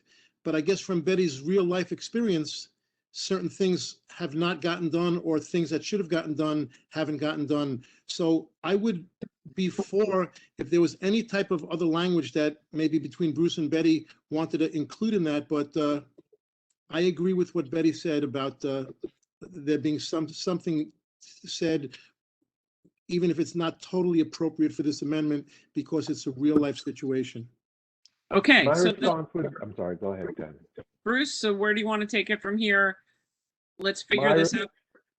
My response would be that if someone has a viable, sensible addition to this resolution, which I think has been honed, and and is singleness of purpose, something that is, as we say in landmarks, appropriate and contextual to the resolution, we can hear it and decide whether we want to make a friendly amendment or an unfriendly amendment. But I can't see the, I can't, as Mitch said, I can't, I have no idea how that could be fit in. It's a shoehorn into a different resolution. Well, maybe not. Let's see. I've got Paul, Justine, 2 minutes each. Mitch, please put your hand down. And then Betty, if you think of something, please put your hand back up. Paul. My suggestion is that should be its own resolution. It doesn't really belong in this particular resolution, which is addressing a general topic of overdevelopment, taking over landmark districts. If Betty and Bruce want to get together and try to make sure that we go on record, and I think Bruce is right, as far as I know, there are efforts all the time to create accessibility. And I would agree, it's sometimes a challenge in these old ancient buildings to do so, but they are doing it. So my point is that it should be done in a separate resolution, but not in this resolution. Thank you. Okay, thanks. Justine, 2 minutes. Yep, or less. Just quick. I totally understand and recognize what Betty is saying, but I wonder if it's not a comment as to what is right now, because when the old historic buildings were built and in the landmark districts, everything was old was done. There was no accommodation or any acknowledgement of people who were mobility impaired. And I think that what Bruce has said is trying to say is that any kind of changes, whenever anything is done to make improvements, changes, whatever, accessibility is taken into account and changes are made accordingly. But I think that also does not change the fact that the buildings that are not being changed are inaccessible, and I totally understand that. And I would agree with what Paul just said. It's not in this resolution, but a different resolution. Okay. With that, thank you, Justine. I see no other hands up. Let's call the question. Do I hear a second? Second. Awesome. All right, again. Is it no additions, Tommy? I did not get any friendly amendments for any Okay, change. thank you. Okay, with that, Brittany and Lucian, take it away. Awesome. Any opposed? Kay opposed. Okay. Any other oppositions? Any recusals? Abstention? Okay, great, thanks. Thank you. Okay, next committee. Mariama is not here, so, and I know that Susan's at a funeral this evening. Mark, are you presenting or Megan? I was a little bit late to this meeting, so I don't know if I can actually really give a true account. Okay, Yeah. we can ask Jen and see if she can be put on the That spot. would be, yeah, I think that would be a little more informative. Yep. Miss Maldonado, you're on. Sure. It was a pretty short discussion, but we did agree on certain components like relating to noise. What more was there? I took notes on this. Apologies.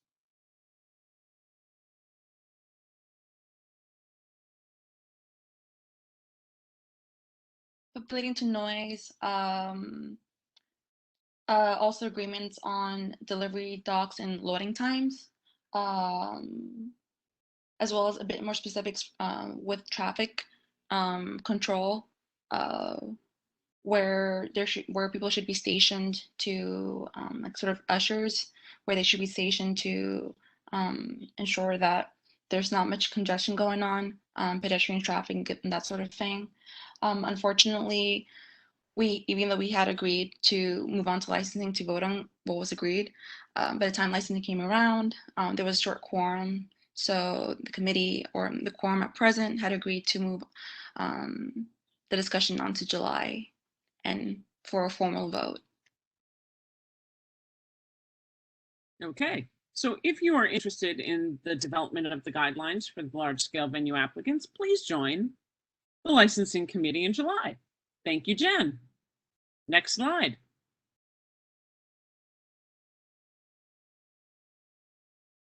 Mark, you're on. Okay, this will be a quick one. I just wanted to check with Jen with 109 West Broadway. We're supposed to get a letter from the co-op board in support. I think we got that today. Is that correct? Yes, they did. We did receive a letter of support.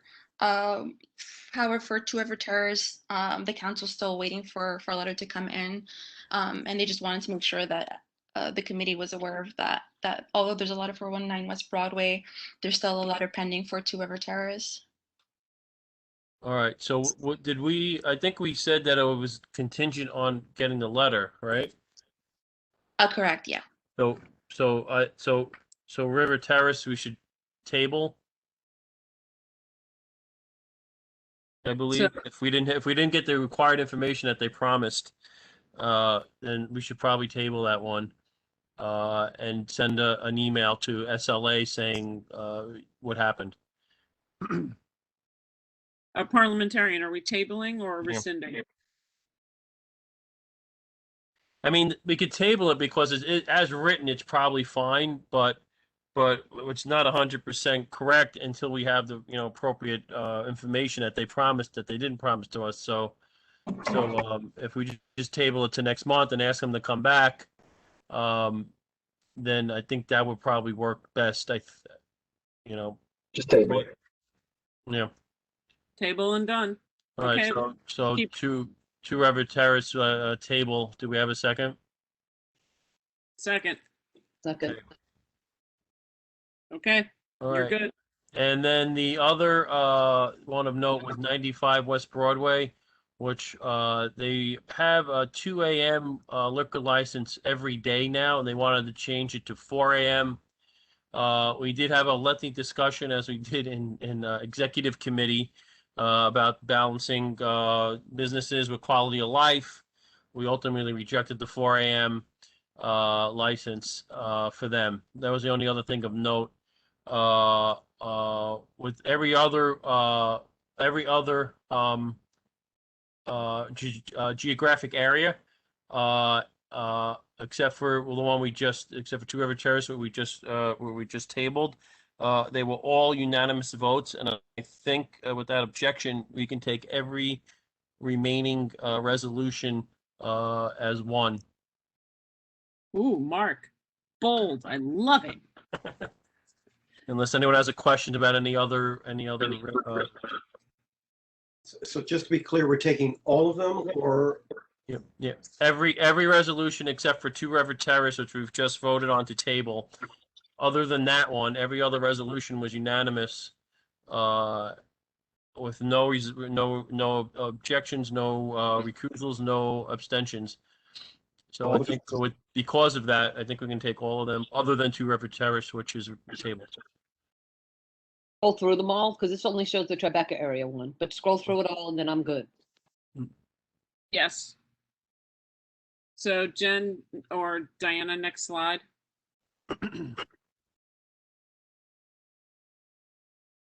Okay, Seaport 26 Ann Street, Battery Park City, Two River Terrace.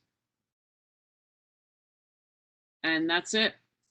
So if I see no hands up, Then with one resolution being tabled, all others taken together. I see no hands, no questions. Lucian and Brittany, take it away. Okay, and now since there's so many resolutions bundled together, when someone says, abstain or recuse, just give us a couple seconds because we have to hunt down the resolution and your name. It's going to take a little bit longer to do that accurately. Sorry, Lucian.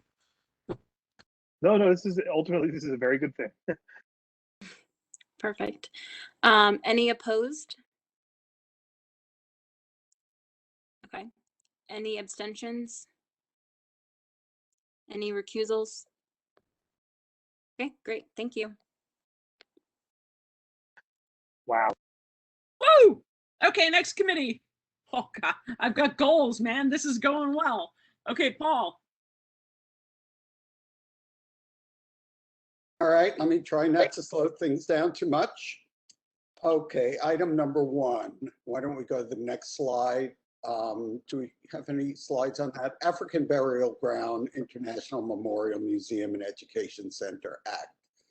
As many of you know, but I'll repeat it since we have new members, we did take this up at a meeting a month or 2 ago, and we agreed to table the resolution in order to try to gather some additional information about exactly what's planned and what we can expect here, and questions about what the council is going to be like that is going to oversee the advisory council, and how the community board and the community can play a role in some of that oversight.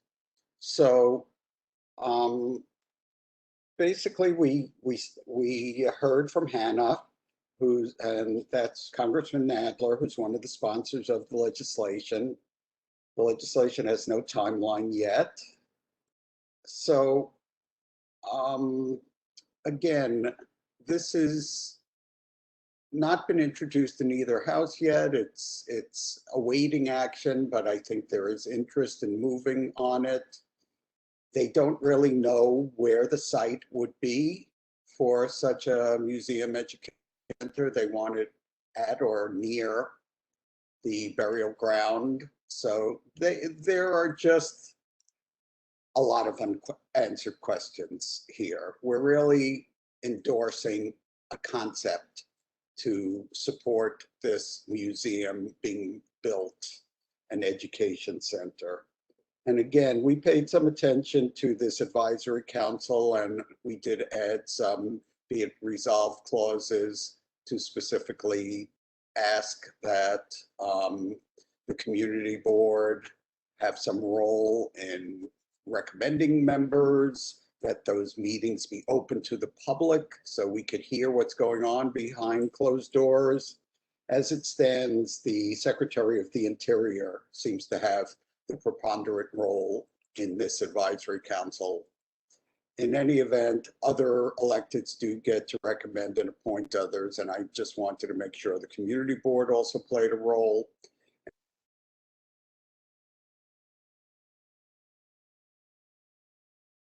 Paul? Uh-oh.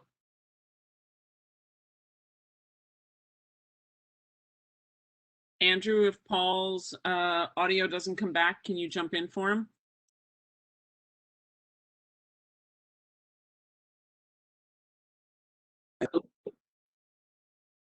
Are you hearing me? I am, Paul. You may, if you're suffering with bandwidth and turn your camera off, it may help. Or, I don't know. I'm not having a problem. Are you having a problem hearing me? Okay, so let's just keep going. The rest of it is pretty self-explanatory. One of the members suggested 51 Chambers as a potential site, so we said, take a look at it. And as you can see, the community board is basically saying that we support pursuing this legislation. And it was, I believe, unanimously approved. All the questions. Exactly. I'm seconding Jeff's call to question. Brittany, take it away. Awesome. Any opposed? Any abstentions? Amoruso abstain. Curtis Any abstains. Any other abstentions? Recusals? Okay, great, thank you. Okay, let's go to the next slide, please. So we also had a lot of number of reports. One was from Governor's Island. Next slide, please. We'll try to go through these quickly. Basically, Governor's Island is now open and will remain open until October, the end of October. There are the hours 10 to 6, holidays and weekends, longer hours, and they're scheduled to extend those hours again, starting, I believe, July 4th, which, as you know, is right upon us. Next slide. Okay, ferries are running. Seniors, NYCHA residents, children under 12 free, others pay $3, and they're also working on improving the waiting room at the ferry terminal. Next, please. Okay, here again, expanded hours starting July 4th, open till 10 p.m. Fridays and Saturday nights. And the ferry service is extended as well. Food and beverage establishments will remain open. Next, please. Okay, Governor's Island is just a great place, especially for some of the new members. If you haven't had an opportunity to get out there, it's worth a visit. It's just amazing.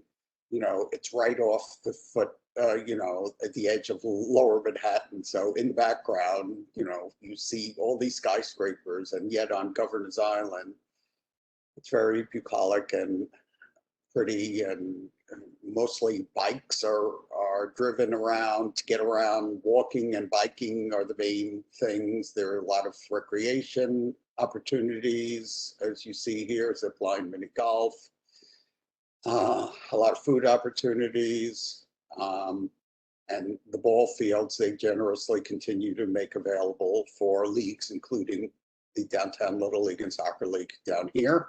Next.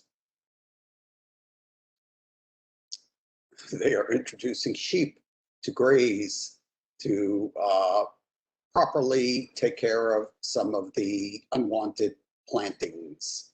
And they made it a point to let us know that they were taking very careful care of the sheep. And when the season ends, they will be taken back to their farm. Next. Okay, plenty of places to eat, drink.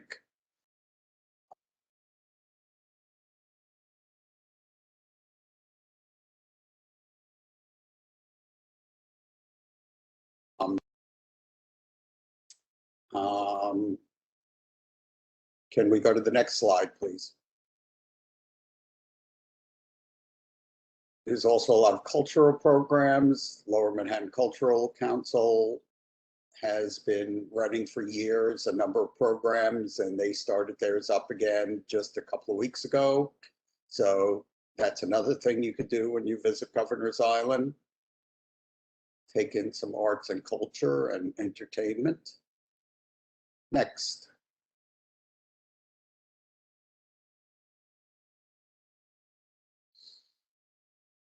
Next.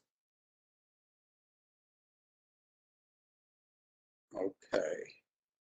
And Climate Center is also, they did give us an update on this item that is not really handled by the Waterfront Committee, but they did indicate to us, as stated here, City Council voted to approve the rezoning at the end of last month, and you could see the rest of it before you, committed to releasing an RFP, RFEI to attract tenants, etc.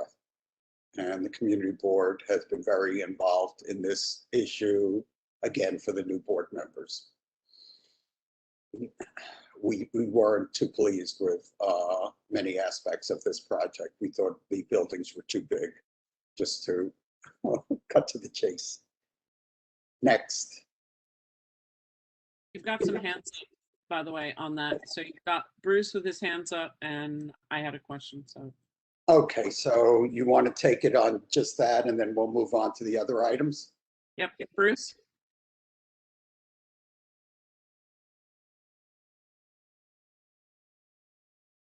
I would like to discuss that rezoning just for a minute. I'm sorry, I was distracted for a minute. So Paul, the zoning, can you hear me? The zoning for the south end of the island with those humongous buildings was pretty much left intact and approved?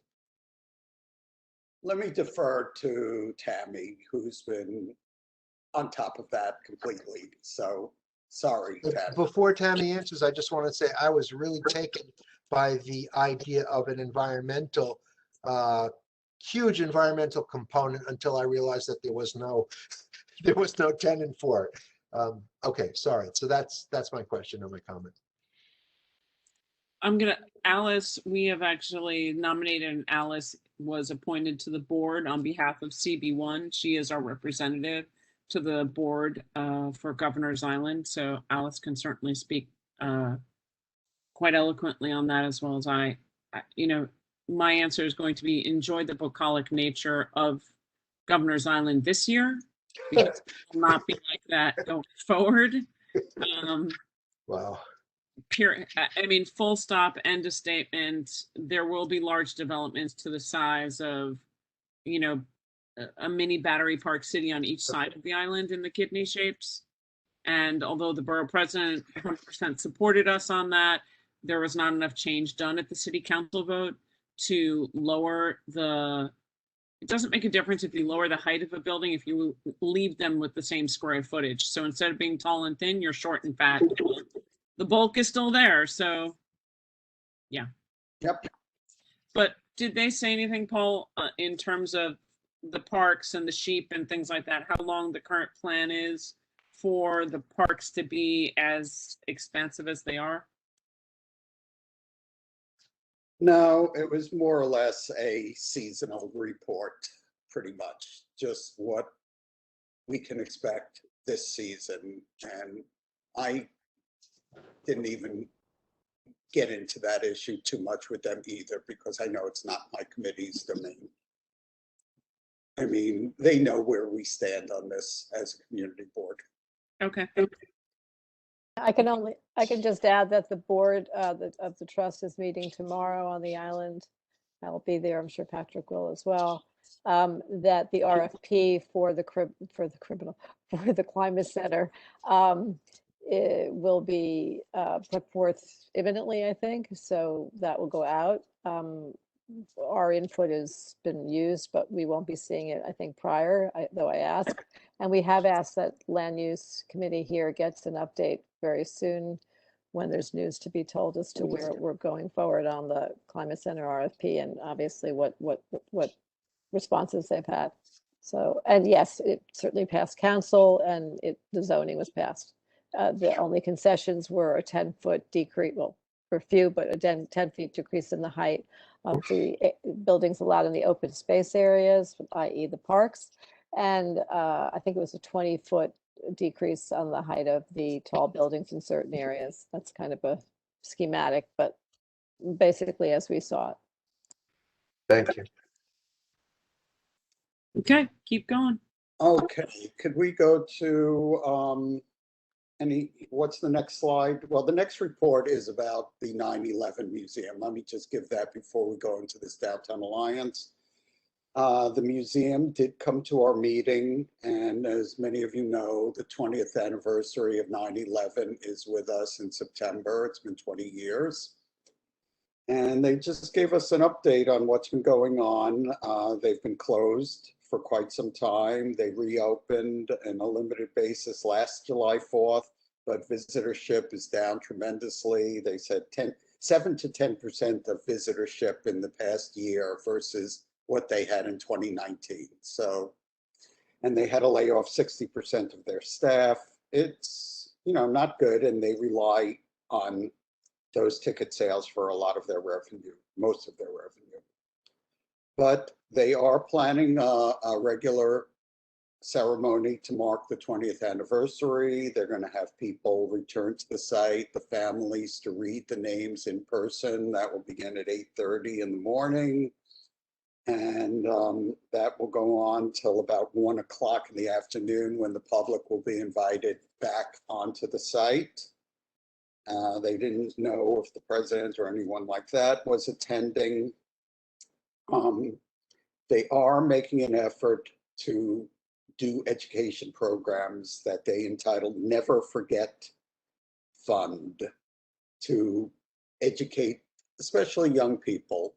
With the 20th anniversary, obviously, some of those teenagers of today were born after 9/11, so they don't have much knowledge of what happened down here or what happened to our country.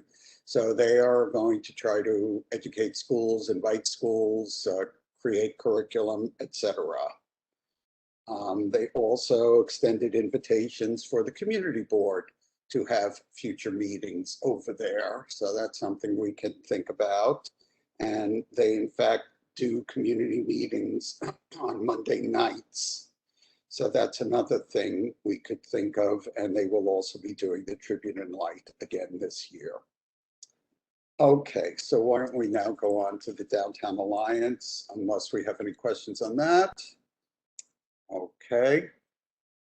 Okay, so let's go to the next slide. Downtown Alliance is working on a program. Basically, it's pretty simple.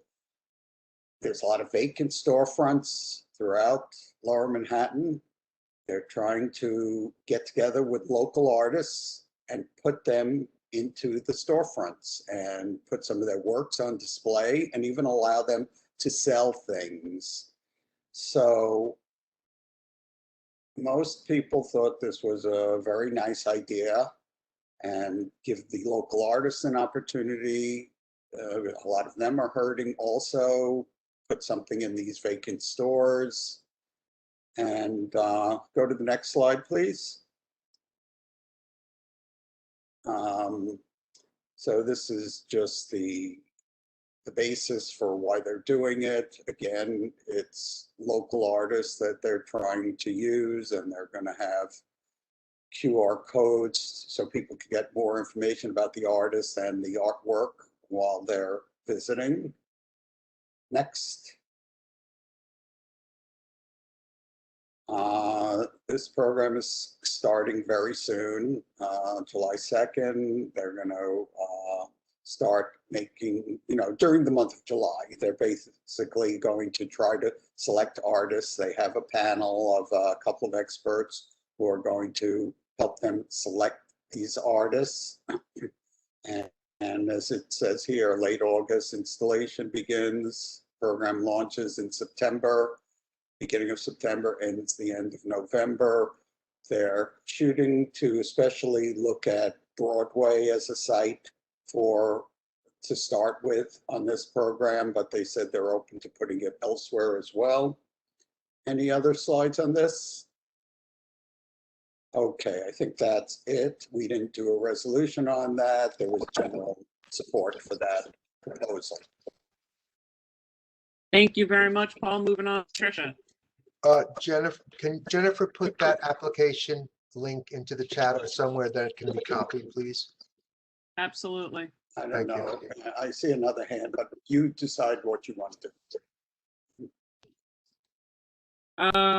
Richard, sorry about that. I missed your hand before. Richard, do you have something you wanted to ask? Yeah, just quickly, the program as they presented it was for all New York City artists, which is terrific, which is fine. But we asked them, I just wanted to point out that we asked them, since this is going to be shown downtown, if they could give preference and would give preference to downtown Lower Manhattan artists for the display down here. Right. All right. Cool. Thank you, Tricia. I know Tricia was in and out tonight. So we may come back to her unless if she's not ready. Trisha?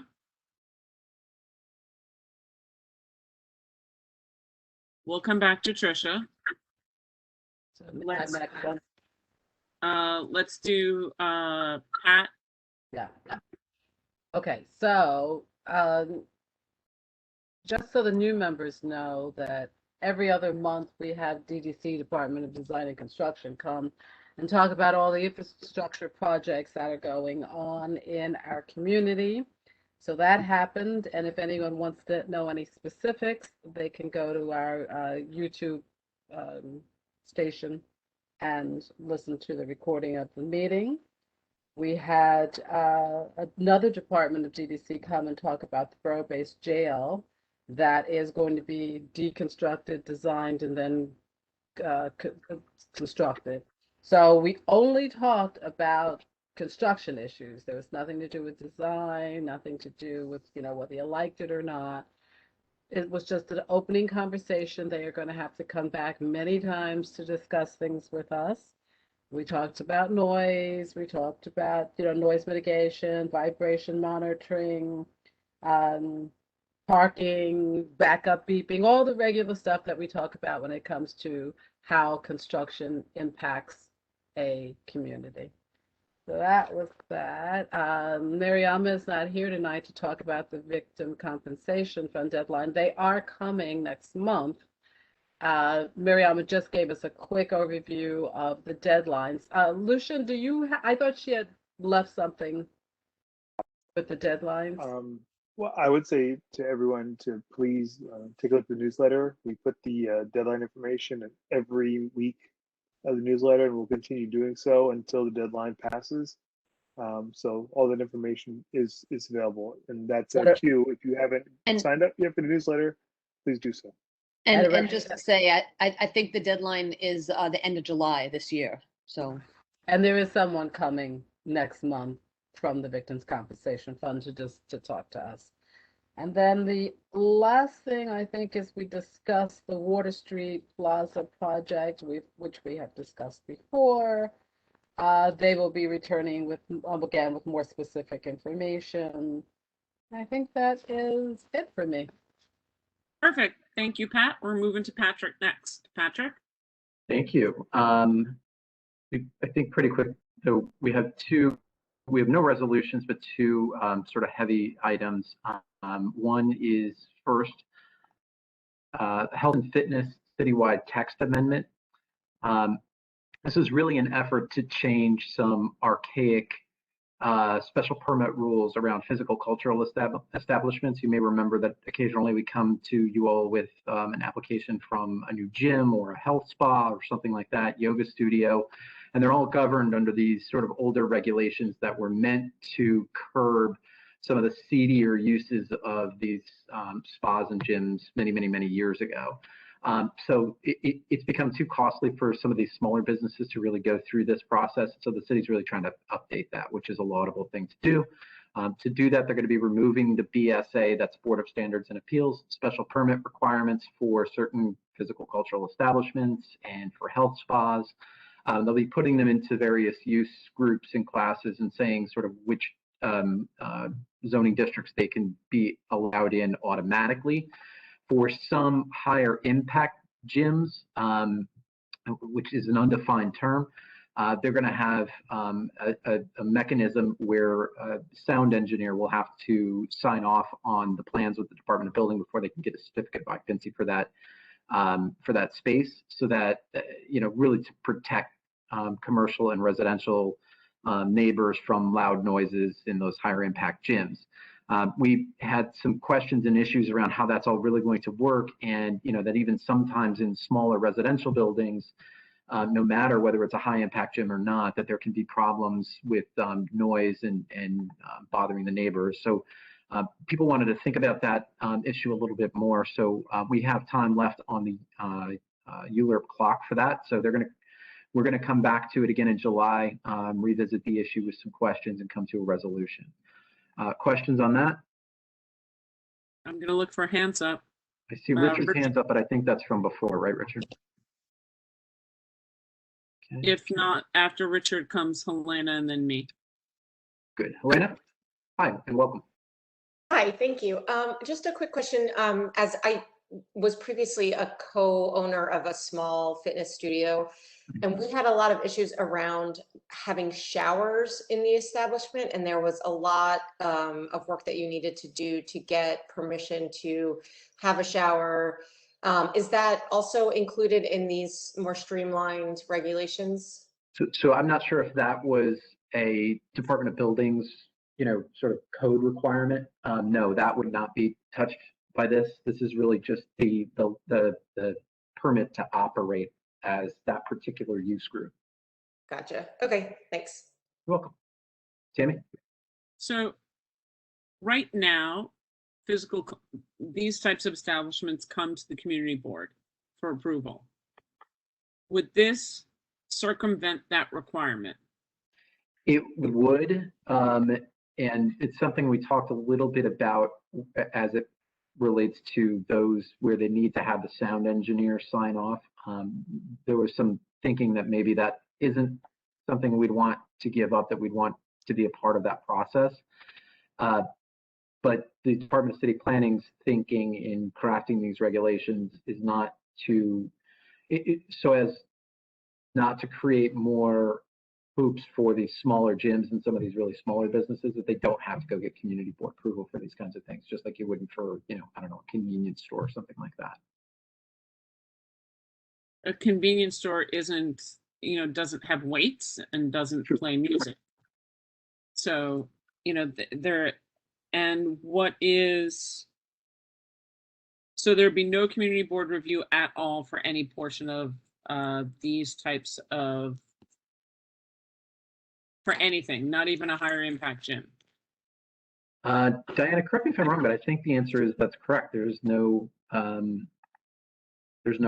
input from us, because the higher impact gym stuff, they would self-certify, which was another issue, some of us had, that maybe as good as self-certification can be, and it's certainly efficient, but maybe that doesn't give enough oversight on the front end if there's a problem. Also, and someone on the committee raised the issue of, okay, well, what happens then if we start getting noise complaints? How do we deal with it? And that's one of the things specifically that we were going to grapple with at next month's meeting. Okay, and I see Justine has her hand up, and Mitch. I mean, I have more questions. I apologize for not being able to make land use this month, but I would love to get a list of questions off to city planning to see what answers they could provide, including, what happens with quality of life complaints. What, is there no neighbor notification or input process at all? When you're sharing common walls in historic buildings, it's a little disconcerting for me. I'm just saying. And drilling down on those mechanisms of the regulations outside of the zoning text itself is something we were thinking a lot about, and why people were not ready to vote on this one in June, why we wanted to kind of sit and think about it so that people could come up with those specific issues, because we want to make recommendations in our resolution for sure to tell DCP that we want their we want their regulations when they're actually carrying this out to say certain things. Okay. So I see Helena had her hand up before, so she's good. Got Justine, Mitch, and Pat. Just quick. So this is so interesting. So why is this? I guess my question is, why is this a good idea, and why are we in support of it, or are we? And is this something we can say, nice try, but we don't like it, or is it up for grabs? It seems to me, at least, that it's a good idea, because the rules as they are right now, any gym owner, anybody who wants to open so much as a 2-mat yoga studio has to go through this sort of lengthy and expensive review process. They have to hire a lawyer. It's a bar to entry for many of these smaller businesses. The larger gyms, I guess they can suck it up, but it's just an old, not well understood, so it's archaic and arcane law, that is just in need of updating, and in a more common sense approach to how we get there, but balanced to the points Tammy was just making against, things like quality of life and how do we make sure that everybody's being a good neighbor. How is it that coming to the community board though is onerous? I mean, it is because it's another step. I get that, but I mean, could that be something to say where, while we're in favor? I mean, again, and I throw this out to you as a conversation. I'm asking. I don't know. I mean, the reason it's onerous is because they have to come to the meeting more often than not. They would need to hire a lawyer. They have to go through an application process. It's just another step. Not saying that we should do away with that, and that's what we'll talk about at next month's meeting. Makes sense. Okay, thank you. You're welcome.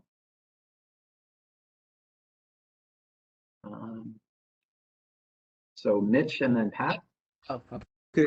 Hi, Patrick. I agree generally, I think it's generally a good idea, but I definitely feel that the point that Tammy was bringing up before, the combination high impact gym and self-certification, that's where I feel there's a little quagmire. And from my experience in dealing with the Quality of Life Committee, when a couple of years ago, we were, discussing things, and the self-certification on landlords, like to say that they did certain work when tenants moved out and then they could just charge whatever they want. I mean, those things were, it was a big red flag. So if there's something that maybe you have any ideas of coming up with, we can support this thing in general, but not the self-certification with the higher impact gyms. No problem with the bottom one with the low impact, but if there's something that you can consider, because self-certification, it is, at least in this country, it doesn't work human nature. Gotcha. Thanks. We'll take that up next month. Appreciate it, Mitch. Pat? And I just wanted to bring up that we have had many discussions in quality of life and in other committees about, so, you're concentrating or they're concentrating on these low impact gyms, but gyms that have yoga and they want to do it outside on their roofs or on balconies, that can cause just as much disturbance to neighbors as, weights being dropped. So just keep that in mind, that has been something we've talked about a lot. Thanks. Good point.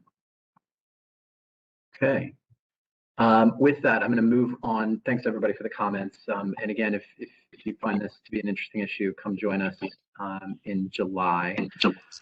All right. So 250 Water Street, we held our public hearing. This is an application that came before the Land Use Committee on certification from the City Planning Commission. There are 8 related land use actions. This is all to facilitate the development of 250 Water Street.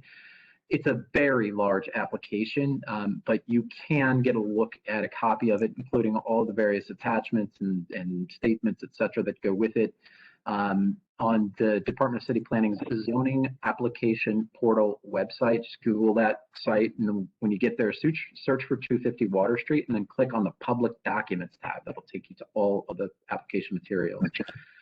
But here in the slides, you'll see some renderings coming up. This is just a shot of where the site will be. Go to the next one. This is important because on the left is a depiction of the massing of the building at the time the applicant was seeking landmarks approval.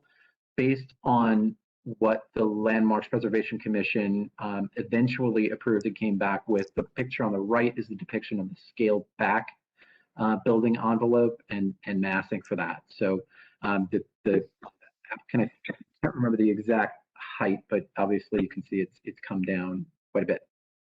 Can we go on to the next one? This is a drawing of how they'll use the various floors. You see the lower floors of retail and office space, and the tower itself is going to be residential. The lower floors of the residential are going to be affordable housing at, I forget, following the MIH model, but not exactly MIH, around deep affordability. And those are all clumped together because they're rentals. Above that are going to be market rate condominiums, not rentals. That's the proposal anyway. Could we go to the next slide?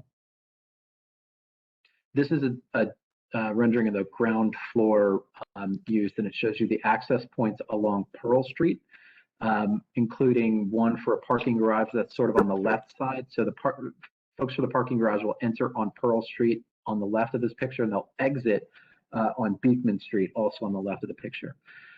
You see in the middle, there's this sort of gold colored through block lobby. That's the residential entrance. That's important to note because the rendering is different here than what was presented to the City Planning Commission in May.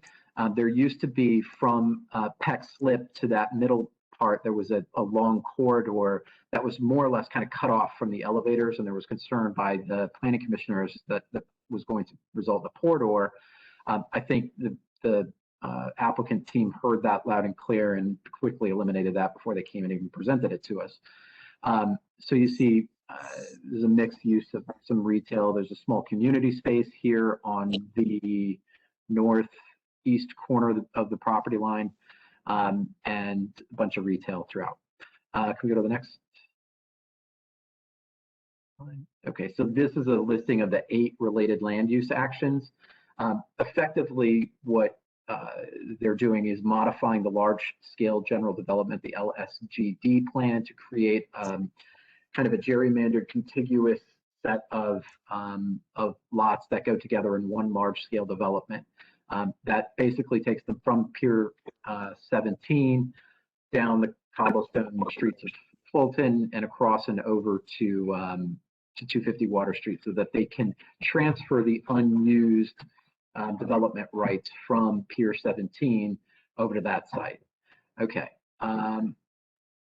Is there another slide on there, Diana? It's just sort of the ending of it. So the City Planning Commission, as I said, certified this at its meeting on May 17th of 2021. So our time to review has been going since roughly then. It's been extended to make sure that we have time to get this in at our full board meeting on July 27th. So we held on June 7th our public hearing, which under ULURP and under the charter we're required to do. We had about 64 speakers who signed up. 44 were in favor, 20 against. And frankly, contrary to what you heard during the public session, which I was quite surprised to hear, we specifically stated we'd stay as long as people wanted to speak. We did not call on anyone from the applicant or its project team to give remarks during the public hearing. And we had folks speak in the order in which they signed up. No one was disadvantaged at all in this public hearing. I take great exception that was a suggestion that was made, but certainly no one complained at the meeting or afterwards they were unable to be heard. We do think, therefore, we had a pretty good, full public hearing. And in July at our Land Use Committee meeting, it'll be the committee members' chance and only the committee members' opportunity to ask questions of the applicant, and we expect to come to a resolution and vote on it then. And obviously there are a lot of details to this project, and we'll present more on those, including the mix of affordability, all that sort of stuff at the next meeting. Jeff, I see your hands up. Yeah, I wanted to address the pour door issue. It looks like somebody caught it the first time around, but I am concerned about clumping the 4 floors of affordable units. I don't see any structural, managerial, or other reason to limit them to those 4 floors on some argument that those are rentals and everything else is condominium. I am very concerned that, you'll have a housing project on 4 floors with, poor maintenance, some elevator that is maintained sometime. To me, 1 elevator goes to those 4 floors and then, 5 or 6 others goes to the rest of the building. So I would just urge you to continue to be vigilant on that point and potentially put it in, to the extent that anything's going to be approved at all on a ULURP situation, that we really protect against, a slum development in the middle of it. The benefit we're supposedly getting, one of the key benefits is the affordable housing, and we don't want to cheapen that. Right, and the notion of poor floors was certainly raised in some of the public comments. So I imagine we will be speaking about that as a committee. Important point. Thanks. Thanks, Jeff. So I see Paul and then Tammy. Okay, I was just going to say, Patrick, it might have been worth noting that the Seaport Coalition did present a list of people who had signed that petition just over the weekend before your hearing, of roughly 1,000 people opposing the project. And I think it's also fair to say that they really did not make an effort to turn huge numbers of people out. It's been done over and over at this community board. I think you've heard from the community. This board is already on record on this project. So I don't know. And not to mention that the Seaport Coalition does not have the wherewithal, as Howard Hughes does, to hire the best PR firms, the best lobbyists, best attorneys to make a very concerted effort to get their speakers to these hearings again and again. And so many of them actually have business relationships with them. Anyway, I'll just leave it at that. And one other thing that you didn't mention that probably is going to be a major subject of discussion is that Howard Hughes wants to extend their lease to 99 years and take over much of the public streets in the Seaport District. And that's actually going to be a separate application that is, I don't know, seems It is a separate application and it's going to be on our agenda separately in July. And okay. It gets its own bullet point. Okay, thanks. Thanks, Paul. Tammy? Can you go back a slide? Because isn't that part of this noted as related to this ULURP? Isn't the modifications to the South Street Seaport large-scale development contract that you're here and the zoning text amendment to modify those sections? Yes. It's I mean, it's intertwined with this particular land use action of the ULURP 4250, correct? No, the extension of the term of the lease itself is a separate item, and it's something that EDC is dealing with separately. So it's not, they don't need that to make this happen. Okay. What I would love to see is that the zoning text amendment to modify those sections, are we going to get a separate presentation by the Department of City Planning on those? Or exactly what, I mean, what text amendment and why? Don't you think that, did they say that they would come and explain that? Which part are we talking about? Maybe I'm confused here. The lease extension is because it's a disposition of city property. EDC has to take care of that. But you've got to hear on a zoning that they're pursuing a zoning text amendment to modify sections of the zoning. Of the large scale general development, which is different than the lease. So the lease is a separate contract. So wouldn't the city be coming to talk to us about zoning text amendments, not the applicant, or is the applicant presenting on behalf of New York City? Well, the applicant is presenting its land use application, as they always do. City planning was there. This isn't a city proposal.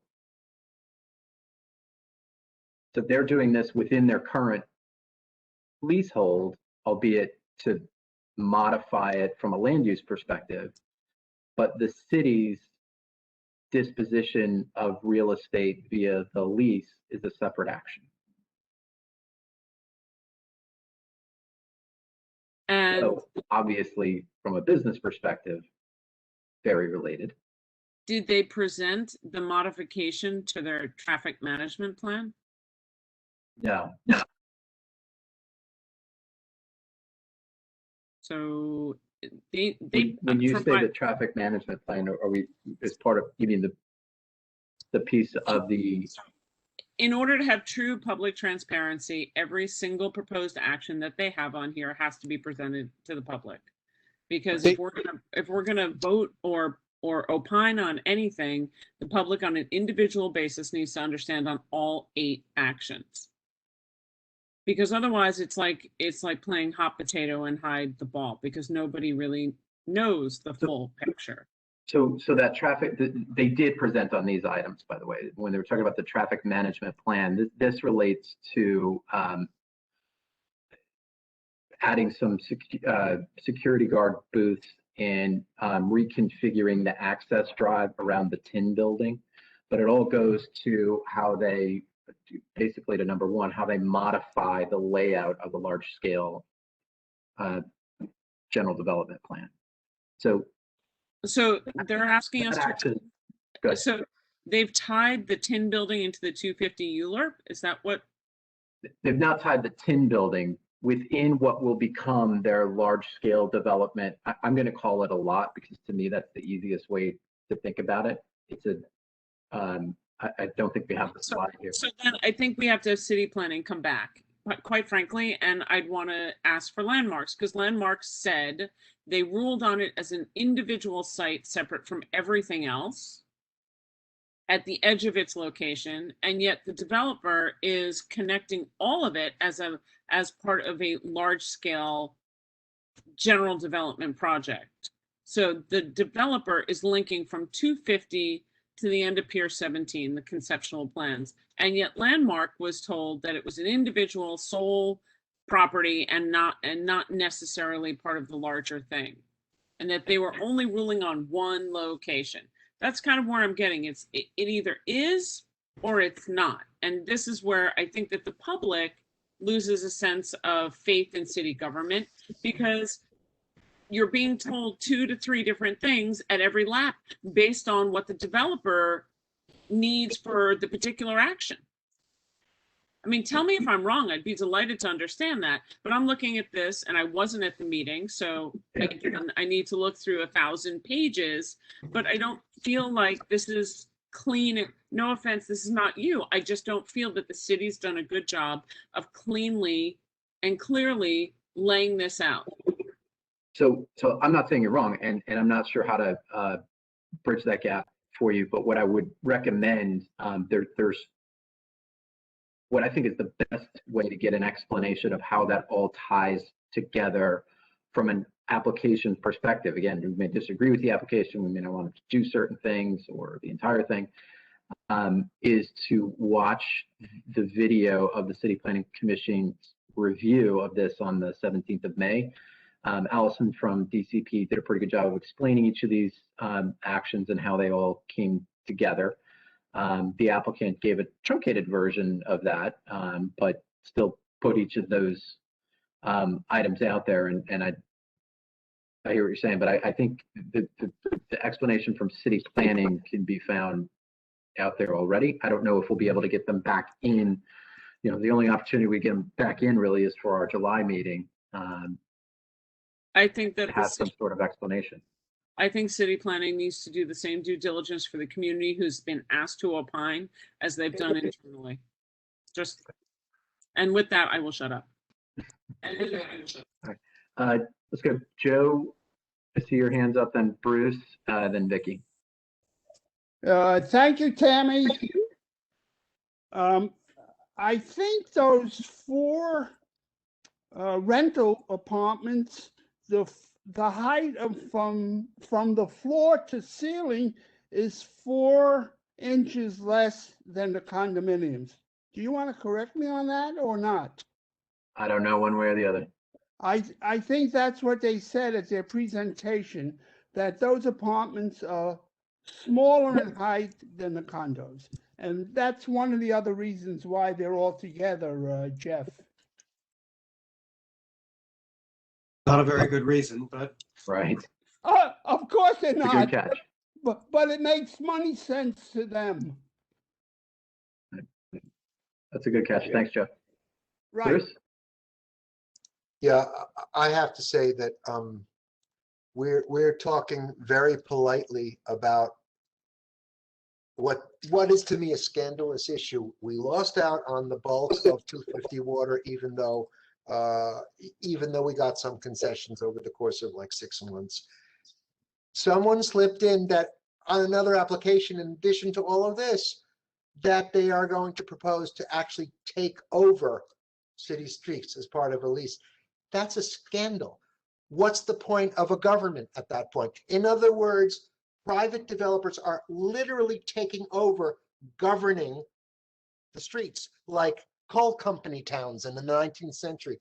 It's shocking. We have to do something urgent about this. What? I don't know, but something. That's my little spiel. Thanks, Bruce. Hi, thank you. Patty, Tammy, just to expand on what you said, we've spent months listening to this project and seen all the reiterations. And so I'm very familiar with this project. And when I saw this last week, or whenever it was at our land use committee, I have to say that I was surprised. So this 8 modifications proposed here is not what was originally proposed or discussed or brought up in front of LPC for the building. So when they proposed this, they not only expanded their request for a 99-year lease, they also made incredibly large gestures, like urban gestures, you know, to connect from Pier 17 down the center of the South Seaport, where the museum is to the left, and then you go to the right and connect it to their new building. So these are large urban planning moves on areas they don't control, but they're asking here as news to us. They're also proposing bollards, and they were proposing 3, I think, or 4, 3 security booths. I mean, this is like entering someone's private estate. So I do want to say that all of this here was news to a committee member who spent months listening to the development of this project. Thank you. Thanks, Vicki. I don't see any more hands up. So with that, I will encourage folks to join I us. have a question. Oh, yeah. Go ahead, Joe. So can we appoint the chair of our board to reach out to the Landmarks Commission and tell them these things that we just discussed, that they were not in what they approved, and therefore something else should happen? I think we're. Excuse me for 2 seconds.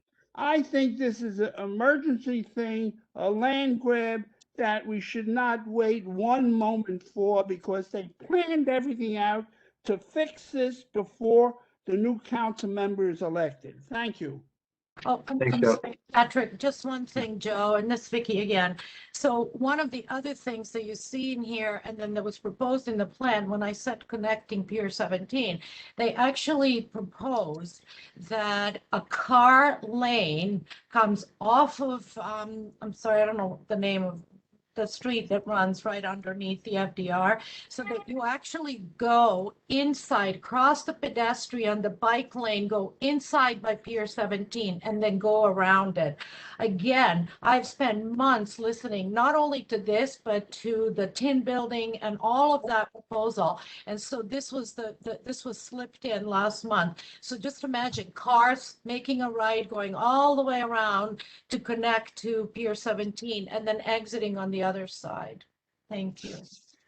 Thanks, Vicki. All good and valid points. And Joe, thank you for yours as well. I can say, would imagine that Tammy and Diana and I will be talking tomorrow and trying to figure out how we can raise these issues and get these questions all clarified. But I want to encourage folks again, if you're interested in this issue, please. Council person. I mean, this is like. Tammy, this board has never had an application like this. I've been around this board a long time. This is unprecedented, you know, and think about it. This is the zoning that this community board put into place, that every stakeholder in the neighborhood, including the City Planning Commission, including the museum, And including, beyond that, Paul, this is like beyond all the fact that we put all of that in. This is like, you know, the definition of insanity is doing the same thing over and over again and expecting a different result. Time and time again, the city has put all their eggs in one basket. It fails, and we're here again changing more stuff to bail out the same plan. So Cora, Andrew, all of our elected officials that are here, I lean on them. I see the Mark's here listening. You know, he's a lovely paid consultant. If he has anything he wants to add later to us and have a dialogue, that's great. But there's no way that I think this board is going to be able to, unless we have the city come and talk to us exactly about everything. And everybody has to hear it. This is just not transparent. This is not fair for a community. All of us are unpaid on this call. I'm with CB2. I think there's a problem. Definitely. So as you can see, it'll be a lively and spirited meeting in July, and we're going to have a lot to talk about. So I want to make sure to point that out again. Everybody come back and join us. That's all I got. and Patrick, pay attention to what everyone's saying. You're the one who's the most calm about everything. Yep, that's his demeanor. If Patrick yells, then we're all sunk. I'm just saying. All right, I'll leave it alone. Thank you. All right, we're gonna go to Trisha. Back to Youth and Ed for Trisha. Thank you so much. Hi, guys. I want to apologize for being late for my committee report. I had a personal thing come up. Thank you, Tammy, for your understanding. We had a busy meeting. We had Jennifer Havens from NYU Langone Health come and talk to us about the mental health impacts of children during COVID. You know, I really wish she would have been here in October, but I was so happy to hear from her because it was about taking what we learned, best practices in terms of implementing some things going forward. And it was a fascinating discussion. And what they found was that, you know, 1 in 5 kids have a mental health illness anyway.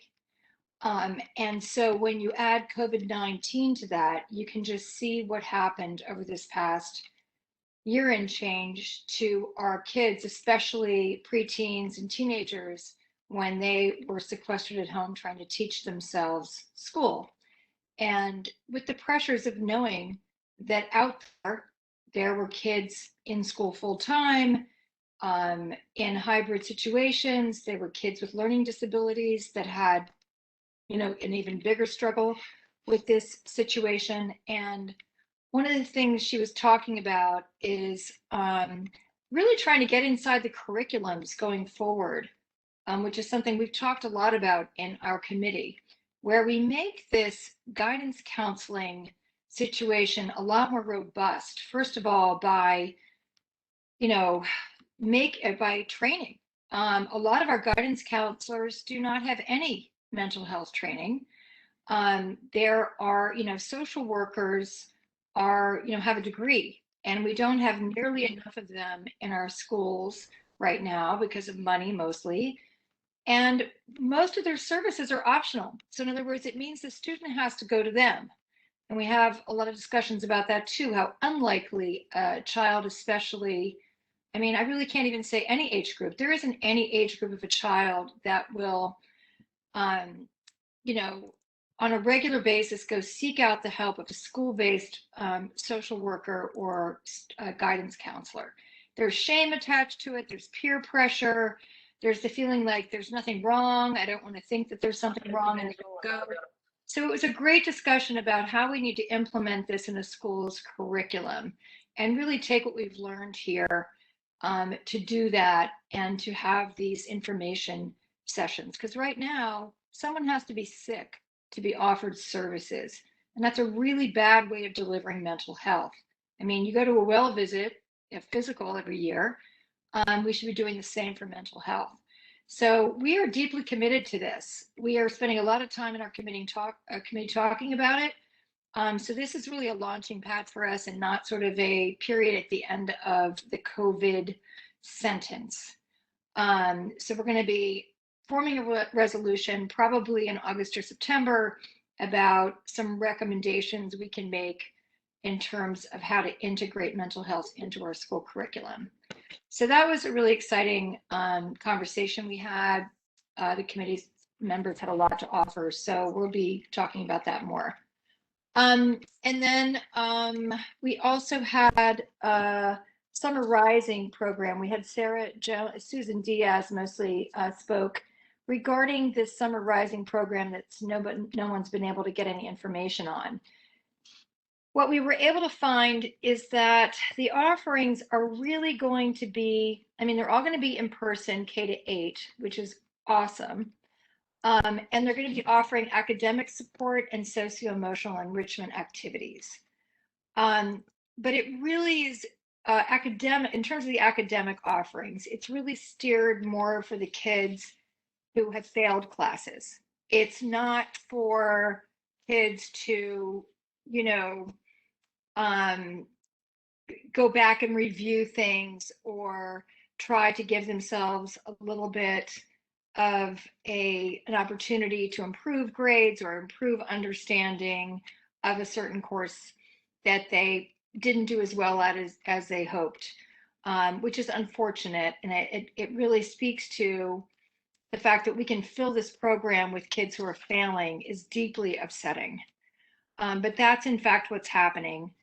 And the information, it's all going to be school-based. And so if parents want to know more about it, they should contact their schools before school ends, because they're the connectors to these programs, especially on an academic standpoint.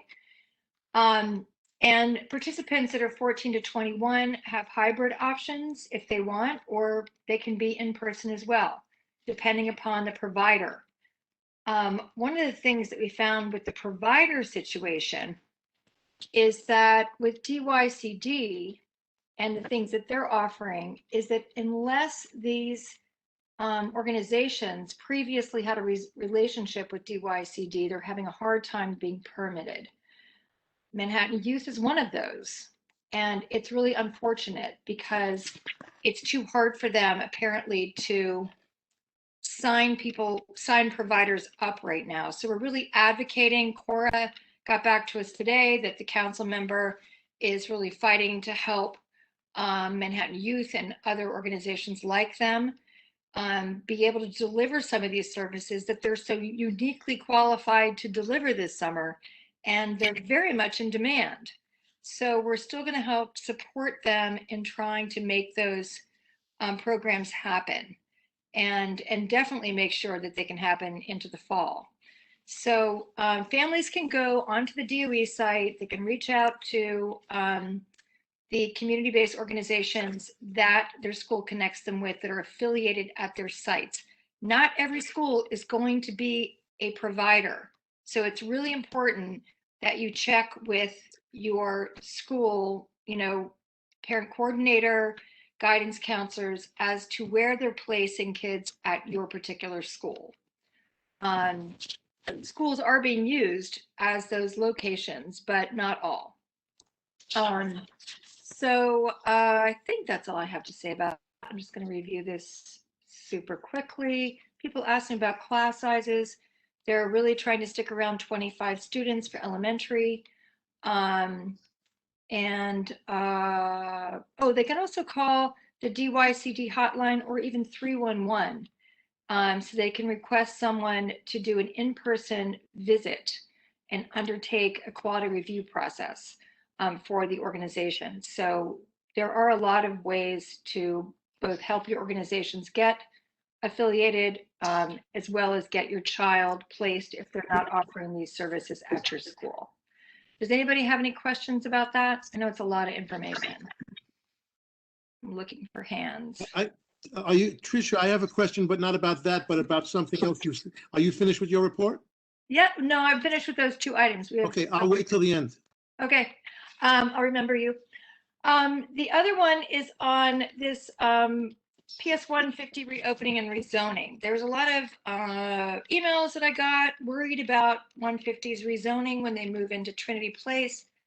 As of right now, the DOE has confirmed that it will be a choice based school just the same way it has been. What has not been confirmed is whether or not they're still going to be prioritizing as many kids from the neighborhood as they are right now. For those of you who know how 150 started, there was a significant amount of variances from other neighborhoods. So the school initially, when it was founded, had a lot of kids coming from other neighborhoods, which is unusual for an elementary school. It then, because of the demand for school seats in our community district and rampant overcrowding, they really began fulfilling the need locally. So we are still in the discussion phase. Thankfully, the DOE has done pretty good outreach so far with PS 150. They're participating in SLT meetings with the district superintendent.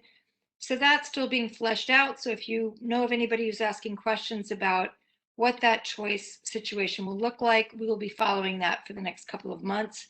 But we will not be engaging in a CEC-based zoning process that we would normally be doing at this time for a school that's opening in the fall of 2022, and that is why. Speaking of that school, we have been given the news via one of these SLT meetings that the SCA and DOE gave a presentation to them of the design of the building. And in that presentation, thankfully, one of the parents reached out to us, letting us know that they showed them the gymatorium that was in this building. And for those of you that were around in 2016, you know it was on the list of the Youth and Education Committee accomplishments for that year that we prevented a gymatorium from going in that space. The reason we prevented it is because of the programming failures that it created at Peck Slip and the fact that we had to get the street closed so that kids could have recess and gym at the same time, something that was not thought through well enough when designing Peck Slip. So we had so many conversations about it. It was covered in the broadsheet, AM New York. I mean, 3 other media outlets. I have a letter from the chancellor herself saying that they did it for the kids, that they decided not to do a gymatorium. We have letters from our elected officials. It probably was the most well-advertised thing that we've done with the Youth and Ed Committee while I've been involved, and it was deeply disappointing to hear that they've gone ahead and built this gymatorium. So what I've asked via the office, we sent out 2 letters to them asking them the size of this gym, because really when it comes down to it, that's the most important thing. If they can put a stage on a gym that's regulation, who cares? Then it just gives us more options for the gym. My concern is that by adding the stage, it is no longer a regulation gym. And as a lot of you know, we only have 3 full-size gyms for 9 of our schools downtown. So gyms have to serve our after-school programs. They have to serve, not only our schools, but other schools like LMC, Millennium that don't have one. And they're really important. It's really important infrastructure that's been treated like an amenity. It's my favorite line right now, but it actually is quite true. So we're pressing them for information as to the dimensions of this room. I will report back when we receive them. I wrote them again today and have not heard anything. So as of right now, we do not know the size of this gym. Trish? Yes. Let's get Mitch's question because it's 9:14 and I know you missed the beginning of the meeting, but we are trying to hold to 10 minutes per committee. And now I've got Alice who's got EPC and she's got a long presentation too. So I'm trying to balance being fair and just. Totally fine. So I just want to let you know, we'll be following up on that. The high school admissions results, Tammy, I'll just touch on and say. I did. CB1 and 2 already wrote that letter. So Mitch, I can take your question now. Just 2 quick things. I just wanted, the last time we had spoke, I had mentioned about the, the children of divorce, and you had mentioned they call it banana split. Did you have a chance to bring that up during the mental health impact discussions you were having? Yes, they have no plans on changing banana splits. In fact, they use that as an example of the kind of push-in services there should be. Right, and no young child will request that. It has to be requested for them when they know the family situation. Correct, and that's why it's successful. Number two, oh, I'm sorry, continue. No, that's it. And then I would, the gymatorium thing, before you mentioned the reversal of it, I looked at the AM report from 2016, and it specifically said the DOE School Construction Authority confirmed that Trinity Place would have a separate gym and multi-purpose room. And so, it's like, you hate to call people liars or this because, people change in the administration, but there should be some recourse when there was a ruling on it already, because while you said the size is the main factor, there are so many other, the surface is totally different, which causes more injuries when you have like a cafeteria floor. What? Absolutely. And we have to do some investigation on this. Trisha's on it. There's no doubt. We don't need to rehash what we've already said several years. And we even had the DOE agree. So this has to be, we have to have our city council and whomever try and. Okay, that's, thank you very much. Absolutely. We'll be on top of it. All right. Gracias to all. Take it away, Alice. And remember, we have one resolution in transportation at the end. The goal would be to end. BPC. Okay, I'm just going to counsel everyone to, at this hour, it's kind of hard to take in the entire peninsula of Lower Manhattan's resiliency plan. So I would say that in the future, maybe we want to take that first at some point, and I would ask that happens. In any case, I'll do my best to just give a couple of minutes on each. So the draft estuarine sanctuary management plans, this is from the Hudson River Park. I don't know if there's a slide, Diana, that you could put up on that basically gives an understanding that this is a management document that looks at basically the relationship of what goes on in the park at its inception, and a kind of balance between conservation and all the other things that go on in the park, public education, research, boating, etc. And there were a few changes from the first plan that was put forth, I guess it was 2002, and we learned about that. And I think the most critical point that was raised by Graham Burchell, the president of the Downtown Boathouse, who is on the technical advisory board of HRPT, spoke about his concern that in our neighborhood, the Pier 26 and Bayman be preserved for non-motorized recreational use. There was definitely concern that this be something that we highlight, and we'll probably do this as a chair letter, Tammy and I. But that it seems to have been the critical point that Graham raised, which we really want to make sure happens. And so rather than tilt it towards conservation use, towards recreational use, and it's something that's been brought up before, and we'll certainly drill down on at the next meeting when we have, as you can see at the bottom of this document, public comment period till August 9th. I've asked all the committee members, and that also for the board generally, if you want to review this document, of course, it's available where you see it online here, and Diana's going to put that in the chat. And please feel free to write Diana and me, and we would include any comments you have about this plan. Okay, I'm going to move on to the Lower Manhattan. Okay, yeah, there we go, the coastal resiliency briefing. This was a huge presentation by all agencies were present, and basically we had asked for a very kind of drilling down on the FIDI Seaport portion, but we had a kind of overview of everything, which was helpful. But it got a little unwieldy in that we spent a little bit more time than we expected on the battery, something that we, in hindsight, should have probably done at a separate meeting. But we thank the Battery Park City Authority very, very much for coming and for delivering a very detailed presentation on Wagner Park's Pavilion, which really isn't a resiliency feature, it was more of an architecture sort of description about certain things that the committee had asked for in that building. So anyway, I did want to make clear that we thank them, and we're sorry that it was a little bit unwieldy in terms of the presentation, kind of going a little longer than we had hoped. Anyway, next slide. So this indicates, of course, the famous plan that we see very often of the 4 areas of where our plans are, and they are still all going forward. You'll do note that I do find it amusing that the white piece here that's injected in the west part of our district, which of course has not yet been at all considered, unfortunately, and it's something that we raise at each meeting. Next slide.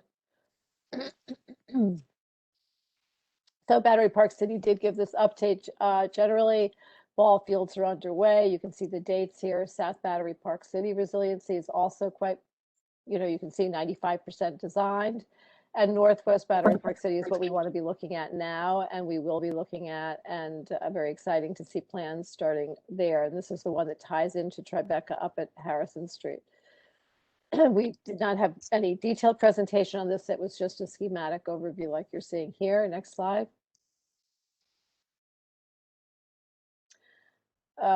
So here we went to the South Battery, something that we have looked at many times, and the authority has been very involved in showing us a great deal about each one of these areas and trying their best to have exchanges with us. I think the board and the Battery Park City Authority might be on different sides about what ultimately we want to see there.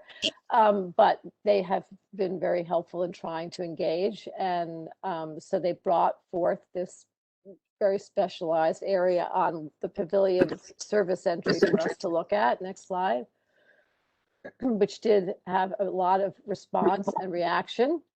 So you're looking at there on the ground level on Battery Place. This particular entry is a service entry, not for the public, and there is no elevator entry at the ground floor. These were 2 things that the community board had asked for that we didn't get, but they did do a very nice job of attempting to recess the doors, make them smaller, color them in such a way that's a little bit more gracious, I guess. And they also changed out the balustrades that we had criticized for being a chain link fence, which essentially what it was, chain link, to something that's perhaps better, although there were questions raised by committee members about how effective they'd be in the winter because they're made out of bronze and could freeze. So there's still questions there, and we're probably going to try to take this up maybe further, but we're not sure when. But anyway, again, thanks to Battery, and we have asked for them to supply us with many more drawings and things that we'll be able to share, again, probably in the newsletter, and they are all on the Battery Park City Authority's website.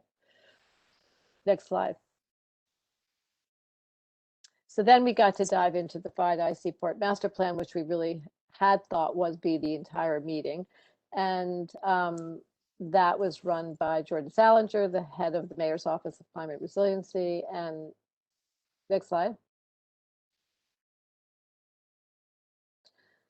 And here are the features that they looked at. And what they're really attempting to do here is to try to engage with the public to have us understand why it is we have to extend the landmass or infill onto into the East River. And one of the things that's come up is why, and what proves that this has to happen. So that's a lot. That was a big part of their interest, is it trying to basically, I don't know if you could say find a defense, but basically explore why it is that we are doing what we're doing here. And these are the areas that they're replacing. They're looking at all the different aspects of ensuring universal access, replacing the existing waterfront public and open space amenities, providing 2 levels of flood protection, all of the different aspects that they're trying to incorporate into this new extension. Next slide. So they showed us, as you know it, the extension, and they have eliminated the option of entirely on land, and they have eliminated the option of the 500 feet maximum. And so we're somewhere to be in the narrow to moderate extension, but we have no idea what those dimensions are yet. I do want to highlight here, please, please, please come next week. They have an open house on June 28th and June 30th. We'll be sending that notice around again, that invitation, the public hearing. You've got to go to that because this is a lot of what Tammy and I saw at a Climate Coalition meeting was not shown at the CE meeting, which we were disappointed, which indicates a lot of the detail that you're going to all want to see about what this really could look like in the most schematic way, but it starts to really help you understand what exactly is being proposed. Anyway, you get a sense here of what we're talking about, that are narrow to moderate, not maximum. Next slide. So this was a question that they were very helpful in trying to answer, which is why is on-land option so challenging? And I think we've talked about this before. Next slide.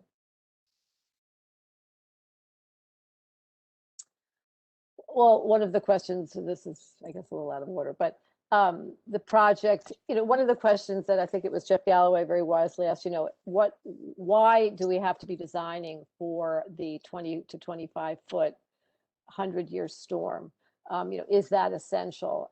Because of course you could have a very different condition of resiliency met if you did not go to the 100-year storm, but rather to sea level rise and to a lesser storm. And so I think, Jeff, you would volunteer to go a little further on investigating that very question. In any case, this of course indicates just how bad it would get. Next slide. And why, for example, because if you're designing for, you need to go up to 23 feet, it would not be something that would allow for flood walls under the FDR, something that seemed like a rather logical and simple solution, at least in certain ways, could not be done. Next slide. And by the way, these are long explanations that obviously I'm going very quickly through. So they looked at the land coastal defense strategies, the flood wall, street raising, the building level approaches, and deployables. And each one of these they have deemed as not being enough of a resiliency feature without others, and this would mean the extension has to be built. Next slide.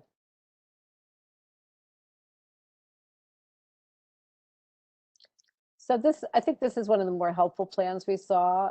So you see, where they're showing that there's this limited unobstructed space, the purple area that you see in the lower left, and that's not enough space to provide protection for the whole area. You see the FDR drive in blue, and the fact that there's the insufficient vertical space and horizontal space for any of these flood barriers. And next slide. And this of course, this also shows the extent of what we're talking about.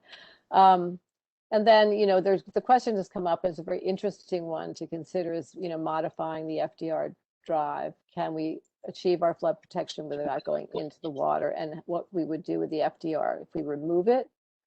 And there are a lot of different options that are being looked at, and it's pretty exciting to think about. So I'm just reading what this says actually. So I think we're at a phase now where the mayor's office is going to be looking at alternatives of what can and can't be done with the FDR. And that we have not yet seen, and that's something that I think will be part of the presentation next week, where they touch upon that. Next slide. So this was their recap on why, again, the on-land project was infeasible and that the extension was required. And I guess I'm just going to let you guys read through it rather than me read it to you.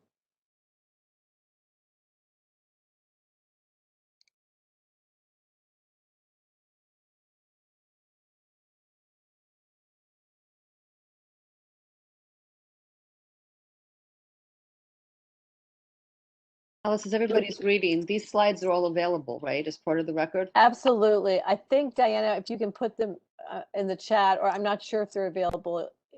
We have them, yes, and they absolutely are. And we will put them in the newsletter. And yeah, definitely. But because our meeting was last night, I think we didn't have the time to get everything out. Okay, should I move on there? You get the idea. I do want to say one thing that Tammy pointed out, it's an interesting point, but I do want to say that one of the things I think that the reason why they're very interested, the office, in telling us that the on-land project isn't feasible, is that right from the beginning, the entire purpose of the study and the RFP that was attached to the study was looking at outboard solutions. That was really what they asked for right from the beginning. They never really looked fully at online, so that on land rather. And so we asked, for a lot more detail on that, and they did provide it. Now, whether or not we're convinced of it is a different story, but that was something that we had as a board asked for. Next slide.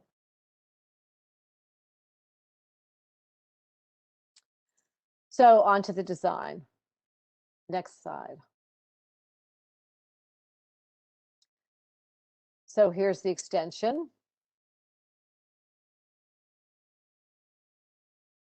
Obviously, it has to go up and then go back down. You can take a look at that.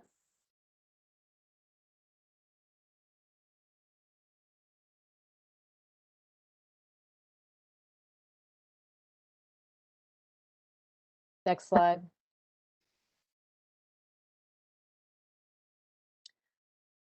So looking at obviously the need to access going up and coming down, and for accessibility and the distinct zones that would be part of the design. And we start to talk about, well, what would you want to see in each zone?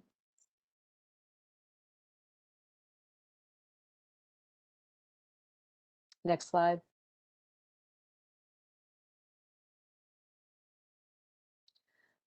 This slide is nice because it shows a little bit of what required. It's a little like the battery park plans, where you have this switchback kind of situation going on in any of these things that are attempting to go up 16 to 20 feet. You obviously have to get up and then you have to get back down.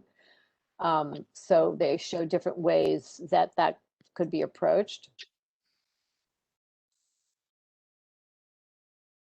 Next slide.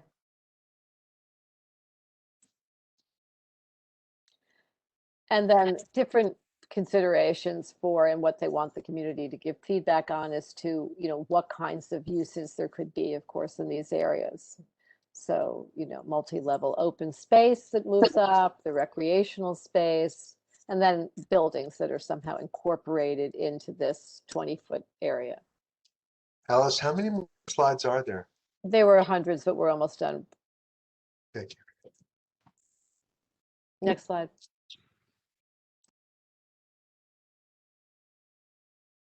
And then getting back down to the water. Next slide. And then the update.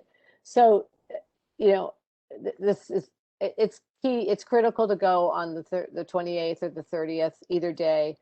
It's the 28th is 6 to 8, the 30th is 4 to 6. We'll send this around, but this is where you'll see many more plans, and we'll show where buildings might go and a lot more sort of meat that we didn't get last night. And that's it for tonight. Thanks. I'm going to echo Alice's request. We will send around everything to the board. I cannot say enough that if you care about what the east side of Lower Manhattan looks like, speak up early and often, because I cannot comprehend anybody sitting up when the resolution comes next year and says, how did we get here? Like we did on Governor's Island. How did this happen? Pay attention, speak up. No offense, but that's the only way it works. And Alice has spent more hours than a full-time job in just going through all this stuff. I mean, it's insane. Yeah, I could use all the help. This committee could use all the help we can. I just want to mention one other thing that's incredibly important vis-a-vis 250 Water Street. Please be aware that on July 26th, we have an incredibly important meeting again at EPC about the environmental impact statement on that property. And that is very, very important in how we sort of tailor our resolution. So please be aware of that as well. Thanks.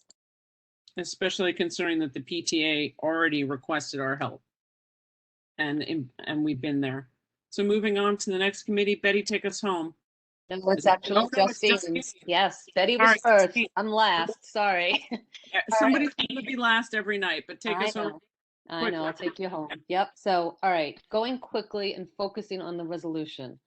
If you could go to the slides, either pull up the resolution, it'll be the easiest thing. Yeah, forget it's too late in the night from my PowerPoint. Let's go just the reso, okay? Yeah, there you go. So go into page 3. I'm going to focus you on the most important part. So this resolution is written to be in support of homeowners, condo owners, because there's no co-ops in Battery Park City. They've asking us for our help and CB1's help to try to bring to light and the urgency associated with it, the ground rent situation and how urgent it is now. And they've come to us, in part, the Homeowners Coalition, which is made up of all 18 condominium buildings in Battery Park City, the Battery Alliance, which is made up of individual condominium owners as well as members of the Homeowners Coalition, and then just condo owners in general have come forward and spoken to this committee, different members of this committee. And they've all come to ask for our help, and they've said, in keeping with this board's focus on community, affordability, and inclusion, they're asking that we do a resolution tonight that has all the ground leases with all 18 buildings be amended to make necessary changes immediately, with the goal being to protect and preserve affordability and sustainability of middle income, seniors, and fixed income condominium owners currently living in place and owning their homes. After our meeting, Nick Spordone actually pointed out to me, when you mention affordability, a lot of times you're talking about low income people. I'm not talking about low income people. I'm talking about middle income people. I'm talking about people who are at that edge there, who own their homes, who bought their homes. Many of these constituents have owned their homes in Battery Park City for over 30 years. We all know that over 30 years ago, Battery Park City didn't even know if it was going to be a thriving residential community. The prices that people come into this community now and pay are not the prices people paid then. You did not have to be, very wealthy to buy Battery Park City then. You just had to be adventuresome. So these constituents have owned their homes. They are survivors of both terrorist attacks on both terrorist attacks on the World Trade Center. They came back. They remained to renew and rebuild Battery Park City. They stayed for Sandy. They stayed through all these things. And I'm also going to throw out to you that a lot of these people that we're talking about, some of whom have been and currently are on the board, are now suffering from and dying of cancers, lung diseases, and other 9/11 related illnesses. And what I want to tell this board as we're looking at this resolution, it's not just renters that need to have the ability to age and die in place. It's just as important to homeowners. So I'm not looking at your thing because I just can't do it. I'm looking at my thing, but go to the first, therefore be it resolved, so we can just move on. What we're asking for is that the Battery Park City Authority extend all ground leases beyond 2069 when it currently is set to expire. We're asking to eliminate the fair market reset clauses and replace it with a fixed schedule or fixed percentage increase of building ground rents. We want to allow for condominium buildings in Battery Park City to work together to negotiate shared issues for ground rent resets. Resets are fair market value, but there are also step-ups that are built in. So some of the buildings have 1% a year annual increases, but some of the buildings have 3 or 5% a year annual increases. Some of the buildings also have double-digit step-ups. Some of the buildings now are facing those step-ups within the next 3 to 5 years. Some of the fair market value resets, like River and Warren, one of the condominiums, that time has come. It's passed. The authority is negotiating with them now and trying to figure out how to eliminate that reset, because that change in taxes, really, because that is what this is. The ground rent is a tax that is specific to Battery Park City only. It's catastrophic to these people. We want them to, we want the authority to consider the condominium owners' expenses in bringing their buildings and individual units into compliance with the Battery Park City's resiliency plan and the New York Climate Leadership and Community Protection Act. when base ground rents and appraisals or increases are negotiated. Those are laws that are going to require every condominium building and rental building all across, not just Battery Park City, but all across the city, to come into compliance with environmental guidelines. And the city one is called Local Law 97, I think, or 98 or something. But it's going to be a very expensive retrofitting for each building, because even the amazingly acclaimed Leeds buildings in the north, they're out of compliance. They need to do a huge amount of work. You've got some hands up. Let's do some hands. All right. Okay. All right. Okay. I can't see who the hands are, but thank you, Tammy. Okay. Gerald, Bruce, and Mitch in that order. Okay, go ahead, Gerald. Oh, all right. Sorry, in that order. Very good. I apologize. I was not at this particular meeting, but Justine, as you were saying, extend all ground leases beyond 2069. Was there any discussion as to how far beyond 2069? Yeah, we'd like it to be at least another 100 years. Yeah, why not? I mean, you know, if Howard Hughes can ask for 99 years, sure. Why can't BPC? All right. Yeah. So Gerald, the question is, are you asking for a friendly amendment for 99 years? Yeah, absolutely. To say 20 instead of 2069, to how about we go to 2168 and make that the friendly amendment? I would accept that. Okay. I would recommend, yes, I would So extend request all that. ground Thank you. leases beyond 20. I mean, could you make this note for me, please? Is it Lucian who's doing this, or Lucian's taking it, and he will put I got it. Okay, so make that change there. I'm good with it. While we're talking about that, I just want to make a note that in the last whereas, I'm sorry, the last therefore be it resolved, I have a friendly amendment to say, therefore be it resolved, Community Board 1 believes fairness, affordability, and stability should be the overarching goals of, and I want to add the words, negotiations regarding the ground rent leases with all 18 condominium buildings in Battery Park City. So it's negotiations regarding the ground rent leases as my only thing, instead of just saying for all buildings. We want to know what they're talking about. So anyhow, but go ahead. Who's the next person? And if anybody has an issue with that, Bruce. let me know. Bruce? Just, I believe, a point of correction. Battery Park City is not the only place with what you're calling this ground lease matter. All the residential, all the condo buildings in Brooklyn Bridge Park also have it. It's called a pilot payment in lieu of taxes. Right. The because- ground rent is not that. You know that, right? Oh, well, the ground rent is the underlying Yes. full rent for the ownership, which is Battery Park City Authority. However, I just want to say that the Battery Park City Authority ground rent, the way it was set up, is notorious. It's a cautionary tale for every other public-private park building like Brooklyn Bridge Park. It's an ongoing disaster, and it's, in some respects, it's uncurable because it was set up so badly. That's all I want to say. No, that's okay. Let me say this. I kind of agree with you. So, and for those people who who are not familiar, Bruce is correct. Pilot is what payment in lieu of taxes. That is the same tax that every homeowner in all of New York City pays its taxes. The ground rent is the extra cost on top of that. Okay, Betty. Hi, thanks. I'll make a comment about, Justine, your friendly amendment to yourself, the last item. That in fact was taken from a previous resolution in an attempt to tie together Community Board 1's positions, which very specifically in the past were to extend the same things to everybody, whether they lived in rental units, whether they lived in condominiums. So that one group didn't feed off of the other, which could happen because of the fee structures that occur specific to Battery Park City. Well, I hear you. Thank you for sharing, Betty. I think that the reason why this is about ground rent and this is about the 18 condominium buildings. So we're not speaking about anything else right now. So actually, we're not talking about 18 buildings either. We're talking about 6.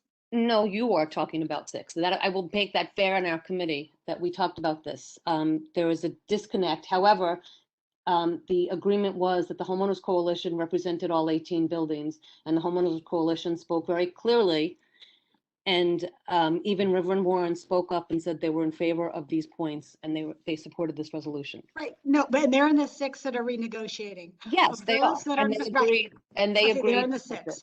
I want to point out to everybody when you're voting, of the 12 that do have an agreement that runs until 2042 or around that period of time. So 2069, like everybody else. No. Their agreement in terms of ground rents run until around 2042. If they go back and open up negotiations, as this is asking, then they will get hit with the extra charges that are being added to those of us in buildings, the remaining 6 that have to be negotiated. Betty, that's just not accurate. It is accurate, and I'm not so sure you wanted to not say accurate, that. Betty. Okay, stop. Betty, enough. Stop. Thank you. Both If you of don't like the resolution, Stop. sorry, but it's not accurate. You are absolutely welcome. This is how it came from committee. If you do not agree with it, you can vote no. Thank you can you. abstain. If you have a fiscal interest or any other conflict, you can recuse. I do not want to get into a fight. Agreed. It got to here, and it's 9:45. Thank you. And if you do not have a friendly amendment to add, is there anything else? Thank you. So then can someone call the question, please? Betty has to answer my question first. Betty, is there anything else? No, it's clear it's not going to be accepted. I just wanted to warn people about this may not be in the best interest of many of the people who are condo owners. That is just not accurate. Okay. I mean, I'm sorry, but I cannot let it end on that. That is not accurate. That is not an accurate statement. People can read for themselves. Exactly. And if I need to, and if it needs to be done and people want to understand, I can go through and explain everything. We are not doing that here. Thank you. I If would prefer people not want to. to know that, they need to go to committee. We don't need to rehash the entire thing here. Thank you. Okay. On that note, I'm calling the question, and it's a roll call. Brittany and Lucian, take us away. Okay. Well, Brittany had to step off, so I'll be running the roll call. Just one moment as I pull everything up.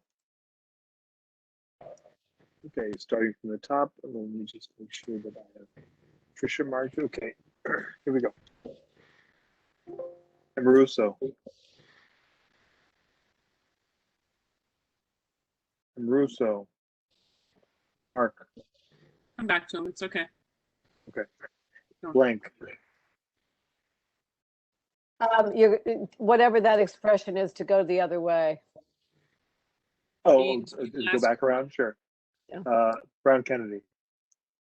Abstain. Abstain. Cameron. Yes, Cameron votes yes. Cameron votes yes. Hi, Vicky. Cassell. Cassell, yes. Cassell. Cassell, yes. Cassell, yes. Thank you. Cowley. Ollie, yes. Cowley, yes. Thank you. Chang. Chang abstains. Chang abstains. Thank you. Charcudian.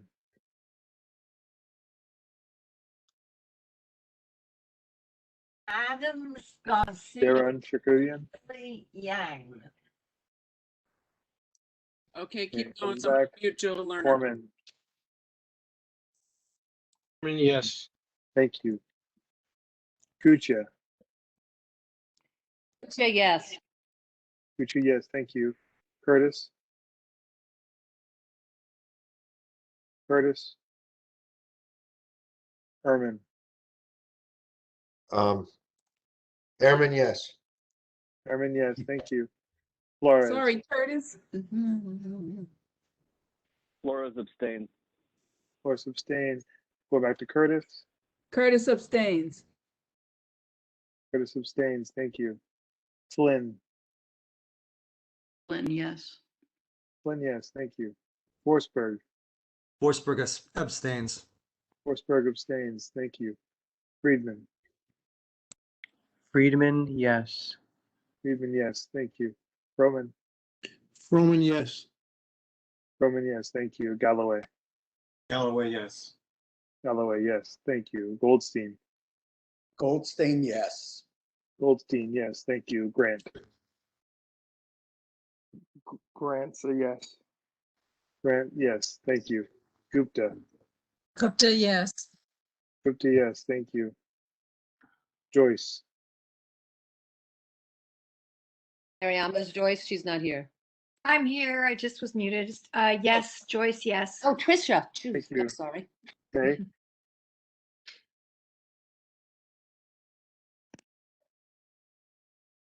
Okay. Kay, abstain. Okay, abstain. Thank you. Janelle?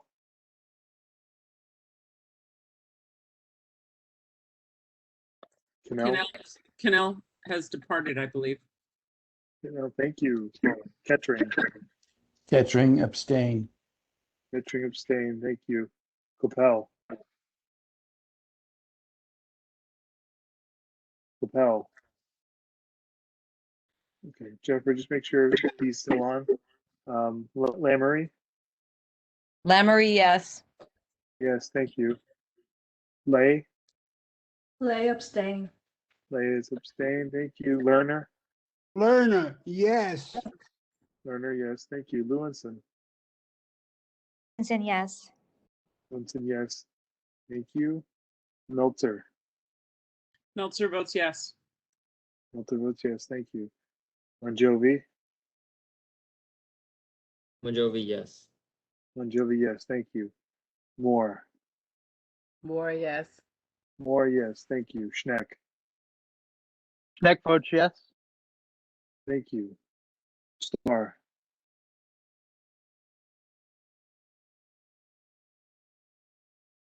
Star?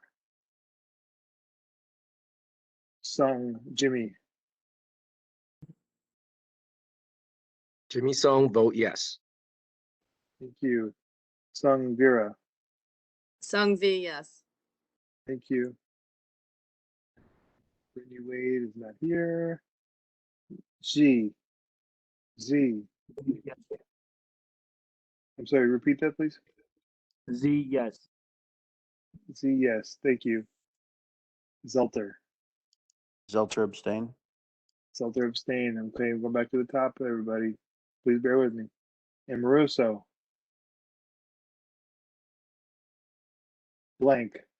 Blank, yes. Blank, yes.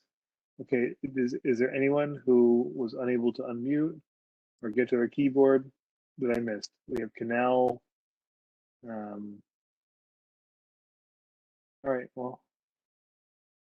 Star. Okay, well, the measure carries. Wait, oh, I'm sorry. I'm here. I was on mute. It's Laura Starr. Laura Star, Yep. Laura, it's your vote? Your vote, please? Yes. Yes, okay, Yep. thank you. Okay, With that that, concludes the vote. I think we're done, aren't we? Justine, you're done? Justine? Lucian, back to the agenda, please. Or Jen. I'm sorry. I was on mute and I couldn't find it on my computer. I think I'm done. I just want to, I don't know that Lucian talked about this, and I just want to call people to it because I promised Nick I would. Let's see. Ready BPC, they're having a meeting on June 29th between 6 and 7 p.m. by Zoom, and it's open to everyone, and it's about, I'm going to mess it up because I'm tired, but it's a way for to learn how to be prepared. and Emergency emergency management preparedness. planning. Yes. Yep. So it's that would be a cool thing. And I just, if Lucian talked about it at the beginning and I missed it, I'm sorry. But it's June 29th, 6 to 7 p.m. And I'm assuming will be in your report when you send it out. It'll be in the newsletter. There you go. So thank you all very much. I appreciate it. Okay, and with that note, I think we are done. Happy June. It is 9:53. Thank you so much. Please stay in touch. Note that we anticipate to hear from the governor in July. We are getting ready. We also have new phone systems in the office that will get you new numbers for the office by the end of the month for July. And other than that, I wish you all a fantastic night. It's 9:54. Go in peace Enjoy your night. What's left of it. Thanks, Tammy. Yeah, what's left of Thank it. you, Thank you so Tammy. much. Thank you. Good you. night. Is that a fake picture behind you? Is that a real, is that really a view? Meeting, everyone. It is the view. Jennifer, It is a real view. Can you It turn is off the from, recording? yes, please.